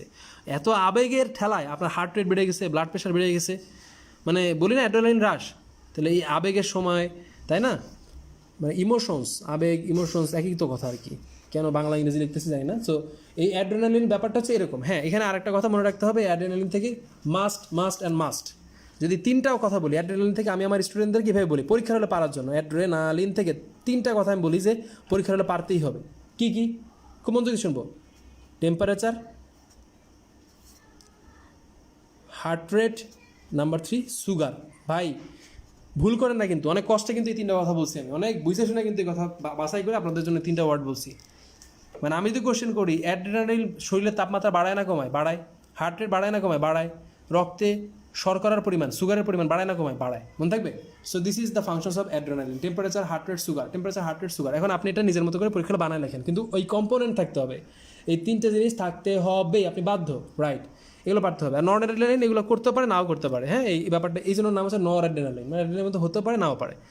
আচ্ছা, তাহলে আমরা এইখান থেকে আমরা যে ছবিটা ছিলাম, ছবিতে আবার ব্যাক করি। ছবিতে এই জিনিসটা পড়ে ফেলছি। হ্যাঁ, আমরা এবার পড়বো হচ্ছে ডিম্বাশয় আর শুক্রাশয়। তাই ডিম্বাশয় শুক্রাশয় বেসিক্যালি এই অধ্যায় পড়া না। ডিম্বাশয় শুক্রাশয় বেসিক্যালি হচ্ছে আমাদের যখন কী অধ্যায় পড়ো ওটাকে, যখন আমরা মানব জীবনের ধারাবাহিকতা পড়বো তখনই পড়ার কথা। বাট আমি একটু টাস্ক দিয়ে যাই, না হলে আসলে আপনারা ভুল করবেন। তো কি পড়াবো একটু বলে যাই। ক্লাসের শুরুর দিকে স্টুডেন্ট থাকে বেশি, আস্তে আস্তে যত সময় যায় স্টুডেন্ট তত কমতে থাকে, স্বাভাবিক। এই যে মেডিকেলে তো সবাই চান্স পাবে না, এটা হলো প্রমাণ। 57 যোগ 18। আচ্ছা, সো আমরা এখন পড়বো হচ্ছে ডিম্বাশয়। একটু খেয়াল করি, এই ডিম্বাশয়ের একটা ঝামেলা আছে, কি জানেন? খুব মনোযোগ সহকারে খেয়াল করবো। দেখেন রে ভাই, এই ডিম্বাশয় আমি বলছিলাম, আপনাকে পড়াইছিলাম যে এই ডিম্বাশয়, মনে করেন এটা হলো সেই ডিম্বাশয়। এই ডিম্বাশয় একটা ডিম তৈরি হয়েছে। এই ডিমটা যখন ডিম্বপাত হয়, ডিম যখন লুট হয়, এই ডিমটা আমরা জানি ফিলোপিয়ান টিউব দিয়ে গৃহীত হয় না? ফিলোপিয়ান টিউব দিয়ে ডিমটা আস্তে আস্তে ভিতরের দিকে প্রবেশ করে। তাহলে আমি যদি কোশ্চেন করি, ফিলোপিয়ান টিউব এটা তো একটা নালী, সে যে নালী হোক না কেন, নালী তো। তাহলে ডিম্বাশয় থেকে ডিম্বপাত, বুঝতে হবে কিন্তু আমার কথা, ডিম্বাশয় থেকে ডিম্বপাত হওয়া, এইটা কি ধরনের কাজ? এটা হচ্ছে স্বনালী কাজ। কি ধরনের কাজ? স্বনালী কাজ বা বহিঃক্ষরা গ্রন্থির কাজ। মনে থাকবে, বহিঃক্ষরা গ্রন্থির কাজ। তাহলে আবারও কোশ্চেন কিন্তু, ডিম্বপাত হওয়া কোন ধরনের গ্রন্থির কাজ? বহিঃক্ষরা গ্রন্থির কাজ। ডান, শেষ। ডিম্বপাত হয়ে গেল, মনে করেন ডিমটা খুলে পড়ে গেছে, তাহলে এই জায়গাটা কী হবে? ক্ষত হয়ে যাবে না? মনে করেন আপনি আমার হাতের এখান থেকে চামড়া টান দিয়ে ছিঁড়ে খুলে নিয়ে আসলেন, এই যে টান দিয়ে ধরেন, আরও জোরে ধরেন, আরও জোরে ধরেন, টান দিয়ে খুলে নিয়ে আসলেন। যদি খুলে নিয়ে আসেন তাহলে এই জায়গাটা কী হবে? এই জায়গাটা একটা ক্ষত হবে, হবে না? হবে না? হবে। তাহলে দেখলাম এই জায়গাটা ক্ষত, দেখেন আপনাদের পড়ানোর জন্য কত কষ্ট করতেছি, তাই না? তাহলে ক্ষত হয়ে যাবে, এই জায়গাটা একটা ক্ষত হবে। তো আমার যখন এই ক্ষত হবে, দেখেন আপনিই বলেন, এই জায়গায় যে ক্ষত হচ্ছে, এই ক্ষতর একটা সুন্দর একটা নাম মেডিকেলের বইয়ে দেওয়া আছে। এই ক্ষতের নাম হচ্ছে কর্পাস লুটিয়াম। কি নাম? Corpus luteum. কেন কর্পাস লুটিয়াম বলে আমরা ওই ক্লাসে শিখব। So we call it corpus luteum. কি বলি আমরা? Corpus luteum. আর এই কর্পাস লুটিয়াম ডিম্বপাতের পর যখন এই কর্পাস লুটিয়াম তৈরি হয় তখন এই কর্পাস লুটিয়ামটা একটা গ্রন্থির মতো কাজ করে। কার মতো কাজ করে? গ্রন্থির মতো কাজ করে। বাট আগে সে করছিল বহিঃখরা গ্রন্থির মতো, আর এবার সে করবে হচ্ছে অন্তঃখরা গ্রন্থির মতো। This is the difference. মনে থাকবে? তাহলে সহজ কথা, ডিম্বপাতের আগে বহিঃখরা, ডিম্বপাতের পরে অন্তঃখরা। Yes, this is the thing. এটা পারলেই আপনি কিন্তু পাস। তাহলে ডিম্বপাতের আগে বহিঃখরা, ডিম্বপাতের পরে অন্তঃখরা। তাহলে ভাই এখান থেকে কি হরমোন বেরোবে? জি, এখন এখান থেকে হরমোন বেরোবে। কোন হরমোন? প্রোজেস্টেরন আর ইস্ট্রোজেন। মনে থাকবে? প্রোজেস্টেরন আর ইস্ট্রোজেন। তাহলে আমি যদি কোশ্চেন করি, তাহলে টোটাল ডিম্বাশয়টা এটাও তো একটা মিশ্র গ্রন্থি। হ্যাঁ, মিশ্র গ্রন্থি। ডিম্বপাতের আগে বহিঃখরা, ডিম্বপাতের পরে অন্তঃখরা, ডিম্বপাতের আগে বহিঃখরা, ডিম্বপাতের পরে অন্তঃখরা। মানে এগুলো কিন্তু পারতে হবে। যত কঠিন হোক না কেন, আমার যারা স্টুডেন্ট আছেন তারা কিন্তু ইনশাআল্লাহ ভালো করবেন। সেটা নিয়ে ভয় পাওয়ার কিছু নাই। হ্যাঁ, ইস্ট্রোজেনের কাজ কি, প্রোজেস্টেরনের কাজ কি, অর্থাৎ আপনার বই লেখা আছে, বাট এই লাইনগুলো আমার পছন্দ হয় না। আমি এটা বেসিক্যালি মানব জীবনের ধারাবাহিকতা যেদিন পড়াবো, যেদিন রোধ চক্র পড়াবো, সেদিন এটা আমরা এখানে ক্লিয়ার করবো। এখন আসেন, বাকি থাকলো নিচে। মেয়েদেরটা পড়াইছি, ছেলেদেরটা বাদ দিব কেন? এবার এটা পড়াবো, শুক্রাশয়। তো শুক্রাশয় আমরা যে টেস্টিস পাই, টেস্টিস যদি আমরা পড়ি আর কি, টেস্টিস পড়ানোর শুরুতে প্রথমেই কাফি একটা লাভ চিহ্ন দিছে। আমি জানি না কেন খুশি হয়েছে। যাই হোক, এই যে আমরা যে টেস্টিস পড়াচ্ছি, এই টেস্টিসের সময় আমরা মনে রাখবো ভাই, টেস্টিস থেকে আমরা জানি এখান থেকে কী তৈরি হয়। বেসিক্যালি এই টেস্টিস থেকে তৈরি হচ্ছে স্পার্ম। কী তৈরি হয়? স্পার্ম তৈরি হয়, রাইট। এই যে স্পার্ম তৈরি হচ্ছে, তো স্পার্ম পরিবহনের জন্য কি আলাদা নালী আছে না নাই? আছে না নাই? ডেফিনেটলি আছে। আপনারা কেউ বলবেন যে ভাই আমার নাই? সো অবশ্যই নালী আছে। এই যে নালী আছে, যেহেতু নালী ক্যানেল আছে, সো আমরা এটাকে বলি স্পার্ম তৈরির জন্য যে নালী ব্যবস্থা আছে, এই জন্য আমরা তখন এটাকে বলি বহিঃখরা। তাহলে যদি এভাবে কোশ্চেন করি, টেস্টিকলস থেকে বা টেস্টিস থেকে সিমেন বা স্পার্ম তৈরি হওয়া, পরিবহন হয়, এটা কোন ধরনের কাজ? তাহলে এটা হচ্ছে বহিঃখরা গ্রন্থির কাজ। কিন্তু যখন টেস্টিস থেকে আবার যখন হরমোন তৈরি করে, টেস্টোস্টেরন তৈরি করে, টেস্টোস্টেরন যখন হরমোন তৈরি করে, তখন সেটা কিসের কাজ? তখন সেটা হচ্ছে অন্তঃখরার কাজ, রাইট। তাহলে আমরা দেখলাম এই যে আমরা যেটা পড়াচ্ছিলাম, যে বহিঃখরা হিসাবেও কাজ করতে পারে, অন্তঃখরা গ্রন্থি হিসাবে কাজ করতে পারে, আবার বহিঃখরা গ্রন্থি হিসাবে কাজ করতে পারে, অন্তঃখরা গ্রন্থি হিসাবে কাজ করতে পারে। তো এগুলো একটা নর্মাল টপিক, আপনার বই দেওয়া আছে এগুলোই। এবার আমি একটু ওই যে বলছিলাম যে ভাই সাইড ইফেক্টিভেট কি, এগুলো নিয়ে একটু কথা বলি, শোনেন। এক একটা করে বলি, তাহলে আপনি বুঝবেন। আপনারা হয়তো অনেকক্ষণ আমাকে দেখেনি না, আজকে দেখেনি না, আমি একটু আমার দিকে তাকায় একটু কথা বলি। হ্যালো, ওকে, অনেকক্ষণ ধরে পড়াইলাম আমি। আপনারা সবাই আমাকে মেসেজ দিচ্ছেন, ভাই আমাকে কেন গ্রুপে অ্যাড করতেছেন না, গ্রুপে অ্যাড করতেছেন না। ভাই আমি আজকে বাসায় আসছি 48 ঘন্টা ডিউটি করে, রাইট। আমি গত 2 দিন আগে অফিসে গেছি, আজকে বাসায় আসছি 48 ঘন্টা টানা ডিউটি করে। তো অফিসে বসে তো আসলে আপনাদেরকে গ্রুপে অ্যাড করা যায় না। আমি তো জানি না অ্যাকচুয়ালি কার আইডি কী, কার ইয়ে কী। যাদেরকে চিনি বা খুব কমনলি জানি তাদের অ্যাড করে দিছি, আর যাদের অ্যাড করি না, আমি এখন কাউরে বেসিক্যালি অ্যাড করি নাই। মাত্র 25 জন 26 জন অ্যাড করছি, এখন প্রায় 150 জনের মধ্যে অ্যাড করা বাকি। সো আমি এটা আজকালকের মধ্যে অ্যাড করবো, এবং এই জন্য আমি আসলে টাইমটা নিচ্ছিলাম, কারণ এখন অনেক কিছু, এই আজকের পড়াটা বাকি, এটার এক্সাম বাকি, ফিজিক্সের এক্সাম বাকি, তনু পড়াইছে আপনাদেরকে, তো কষ্ট করে পড়াইছে বেচারা, যদি পরীক্ষা নেয়নি কেমন হয়। সো এই জন্য ওই জিনিসটা একটু শেষ করতে যাচ্ছি। কাফি এখন লাভ রেক দিচ্ছিস কেন? টেস্টিস তো পড়াই ফেলছি। সো আমরা যে জিনিসটা আমি বলতে চাচ্ছিলাম, সাইড ইফেক্ট মানে হচ্ছে যদি বেড়ে যায় অথবা যদি কমে যায়, যদি বেড়ে যায় অথবা যদি কমে যায়। সো শুরু করি এক করে। ধরেন আমি গ্রোথ হরমোনের কথা বললাম। গ্রোথ হরমোন যদি বেড়ে যায়, ধরেন আপনার গ্রোথ হরমোন লাগবে 5 ml, আপনার বেরোয়েছে 10 ml। 10 ml কখন বেরোয়েছে? যখন আপনার বয়স 3 বছর 4 বছর, তখন 10 ml বেরোয়েছে। আবার যখন আপনার বয়স ধরেন এই যে আমার এখন গ্রোথ হরমোন বেরোয়েছে, তাহলে দুইটা কিন্তু দুই দশা। এবং আমি সবসময় বলি স্টুডেন্টদেরকে যে এই দুটো জিনিস কিন্তু ভুল করা যাবে না। আমি একটু বলি যে ঘটনাটা কি। আমরা যদি মানে বাংলা যদি পড়ি, বইয়ের যদি বাংলা পড়ি আর কি, আলিম স্যারের বই, অ্যাকচুয়ালি আলিম স্যারের বইটা আজমল স্যার এটাকে অ্যাভয়েড করে গেছে। আমরা যদি আলিম স্যারের বইটা পড়ি, আমরা আলিম স্যারের বই দেখবো যে স্যার লিখছে যদি অল্প বয়সে গ্রোথ হরমোন বের হয়, তখন তাকে বলা হচ্ছে দৈত্য দশা। কি বলি? দৈত্য দশা বা দৈত্যত্ব, যেটাকে ইংরেজিতে বলা হচ্ছে জাইগান্টিজম, জায়ান্ট, ঠিক আছে। আর যদি বড়দের যদি বড় হয়, যেমন আমার এখন যদি গ্রোথ হরমোন বেড়ে যায়, তখন আমরা এটাকে বলেছি অ্যাক্রোমেগালি বা গরিলা দশা। তাহলে একটা হচ্ছে দৈত্য দশা, একটা হলো গরিলা দশা। বড়দের হয়ে যদি বড় বয়সে গ্রোথ হরমোন বেড়ে যায় তখন আমরা তাকে বলি হচ্ছে গরিলা দশা, যদি ছোটবেলায় বের হয় তখন আমরা তাকে বলি দৈত্য দশা। দুটোর মধ্যে পার্থক্য আছে, আমরা ডাক্তাররা দেখলেই বুঝতে পারি। এটা কি পার্থক্য এটা আমাকে আজ করেন না, আপনি বুঝবেন না, আমি যা বলবো কিছুই বুঝবেন না। অ্যাকচুয়ালি আসলে সুগার বেড়ে যায়, হাত ঘামে, হ্যান্ড সোয়েটিং, এগুলো অনেক কিছু আছে আর কি, অ্যাকচুয়ালি বুঝবেন না এগুলো। ধরুন গ্রোথ হরমোন বাড়লো না, কমে গেল, তখন তাহলে কি হলো, তখন তাকে বলি ডোয়ার্ফিজম, বামন দশা। তাহলে গ্রোথ হরমোন থেকে আমাদের বইয়ে 3টা ডিজিজের কথা দেওয়া আছে, জাইগান্টিজম, অ্যাক্রোমেগালি, ডোয়ার্ফিজম। কি কি বলছি? Gigantism, acromegaly, dwarfism. আলিম স্যারের বই থেকে 3টে জিনিস সুন্দর করে পড়ে নিব, কোনটা কি জিনিস পড়ে নিব। এবার আসলে থাইরক্সের কথা, থাইরয়েডের কথা। থাইরয়েড যদি বেড়ে যায়, আমরা তখন থেকে বলি হাইপার থাইরয়েডিজম। হলে কি হয় বলছিলাম, হাইপার থাইরয়েডিজম শুকায় যাবো। আর যদি থাইরয়েড যদি কমে যায় তখন তাকে কি বলে, হাইপোথাইরয়েডিজম। হাইপোথাইরয়েডিজম হলে কি হবে, মোটা হয়ে যাবো। কেন হবো বলছিলাম, বিপাকের কারণে, আমরা পড়াইছিলাম। হ্যাঁ, এরও কিছু রোগ আছে, রোগ আছে। এই যে যদি কমে যায়, যেমন শিশুদের কমে গেল, শিশুদের যদি কমে যায় থাইরয়েড, তখন তাকে বলে ক্রিটিনিজম। আমি পড়াইছি কিন্তু, কি রোগ বলে, ক্রিটিনিজম। এইটা আমরা পরীক্ষার হলে গিয়েই পাবো। তাহলে শিশু অবস্থায় থাইরয়েড কমে গেলে সে রোগের নাম কি, ক্রিটিনিজম। কেন পাবো এটা পরীক্ষার হলে, কারণ এটা আজমল স্যারের বইয়ে নাই। আজমল স্যারের বইয়ে নাই কিন্তু আলিম স্যারের বই আছে। এরকম যত ইনফরমেশন আছে সব মেডিকেল ভর্তি পরীক্ষায় আসে। এটা আমি বলে দিই, সবসময় লিক করছে যে আজমল স্যারের বইয়ে নাই কিন্তু আলিম স্যারের বই আছে। আগে তো আমাদের সময় তো নাসিম ম্যাডাম ছিল, আলিম স্যার ছিলেন না। এই ধরনের ইনফরমেশনগুলো মেডিকেল ভর্তি পরীক্ষার সবসময় চমকপ্রদ, হিট বা হট কোশ্চেন্স। ওকে, সেগুলো পারতে হবে। ক্রিটিনিজম, তাহলে ক্রিটিনিজম ছোটদের হয় না বড়দের হয়? ছোটদের হয়। ভাই বড় মানুষ, বড়দের হাইপোথাইরয়েড হয়েছে, তার কি হবে? তখন তাকে ক্রিটিনিজম বলে না, তখন তাকে বলে মিক্সিডিমা। ইডিমা মানে কি, হাত পায়ে পানি ফুলে আসা। মিক্সিডিমা মানে মিক্স, চারপাশে, সো মিক্সিডিমা। তাহলে থাইরয়েড কমে গেলে ছোটদের হয় ক্রিটিনিজম, বড়দের হয় মিক্সিডিমা। ওয়ার্ডগুলো কিন্তু মনে রাখেন, বানান ভুল হোক সমস্যা নেই, আপনি বই পড়লে পারবেন। ক্রিটিনিজম অ্যান্ড মিক্সিডিমা, রাইট? সেগুলো পারবো। আর থাইরয়েড বেড়ে গেলে যে বলছিলাম হাইপারথাইরয়েডিজম, যেটাকে বলে থাইরয়েডক্সিকোসিস, গ্রেভস ডিজিজ, গলগণ্ড, বিভিন্ন রোগের নাম দেওয়া আছে, আপনার বই পড়লে পারবেন, সো ভয়ের কিছু নাই। ওকে, ফাইন। আমরা পড়াইছিলাম, মনে আছে, অ্যাড্রেনাল গ্রন্থি। অ্যাড্রেনাল গ্রন্থি যদি কাজ বেড়ে যায়, যদি গ্লুকোকর্টিকয়েড যদি বেড়ে যায়, তখন আমরা তাকে বলি কুশিং ডিজিজ।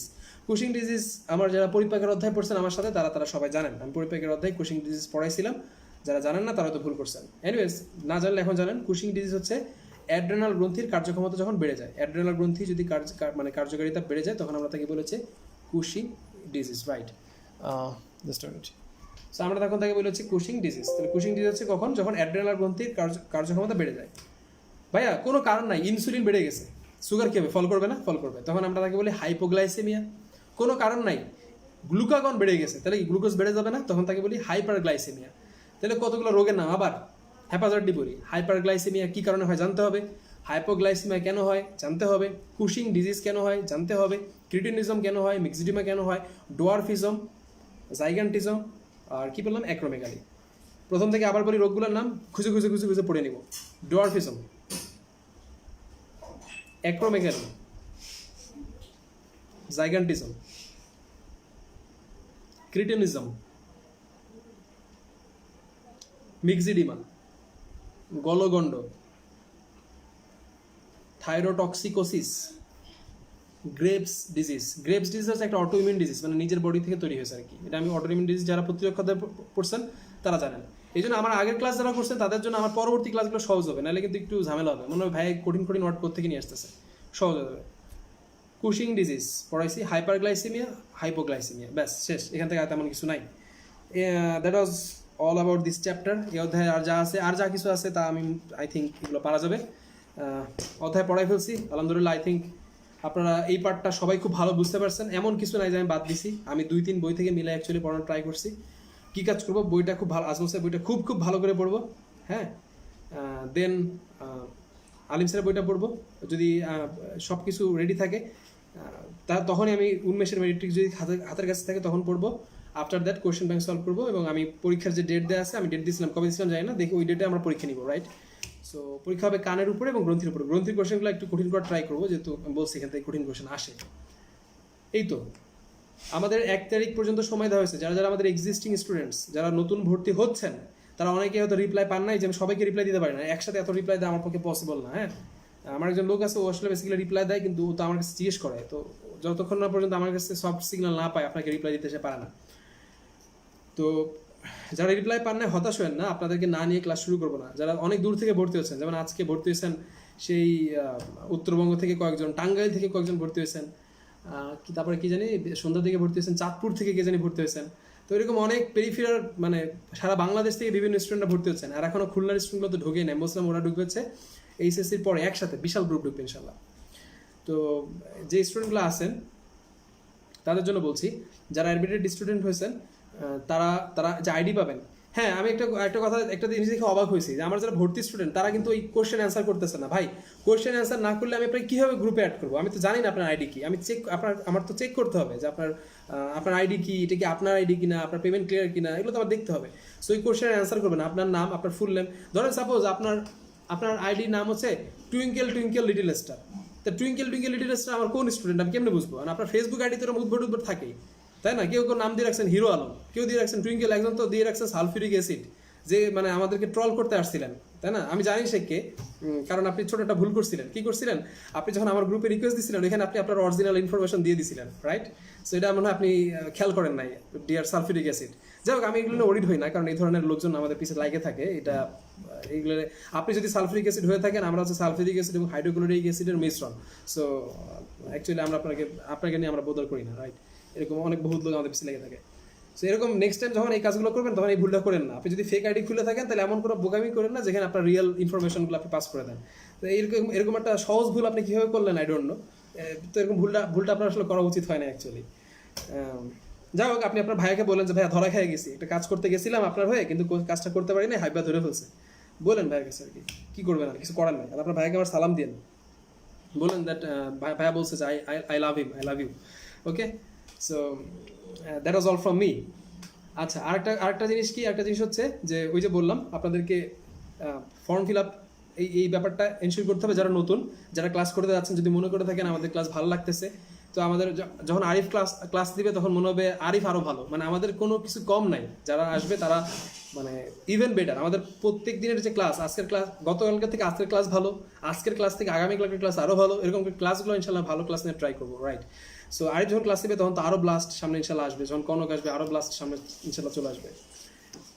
তো যে ঘটনাটা বলছি যে আমার যারা স্টুডেন্ট আছেন ওই গ্রুপে যারা অ্যাড দিচ্ছেন, যারা ইনফরমেশন ছাড়া অ্যাড দিচ্ছিলেন ওটা ক্যান্সেল করে আবার ইনফরমেশন পুট করে তারপরে কোশ্চেন করেন। যারা বিকাশ করছেন আমাকে যে পেমেন্ট ক্লিয়ারের জন্য, যাদের পেমেন্ট 8,000 উপরে, ওরা সাধারণত ঢুকতে পারতেছেন।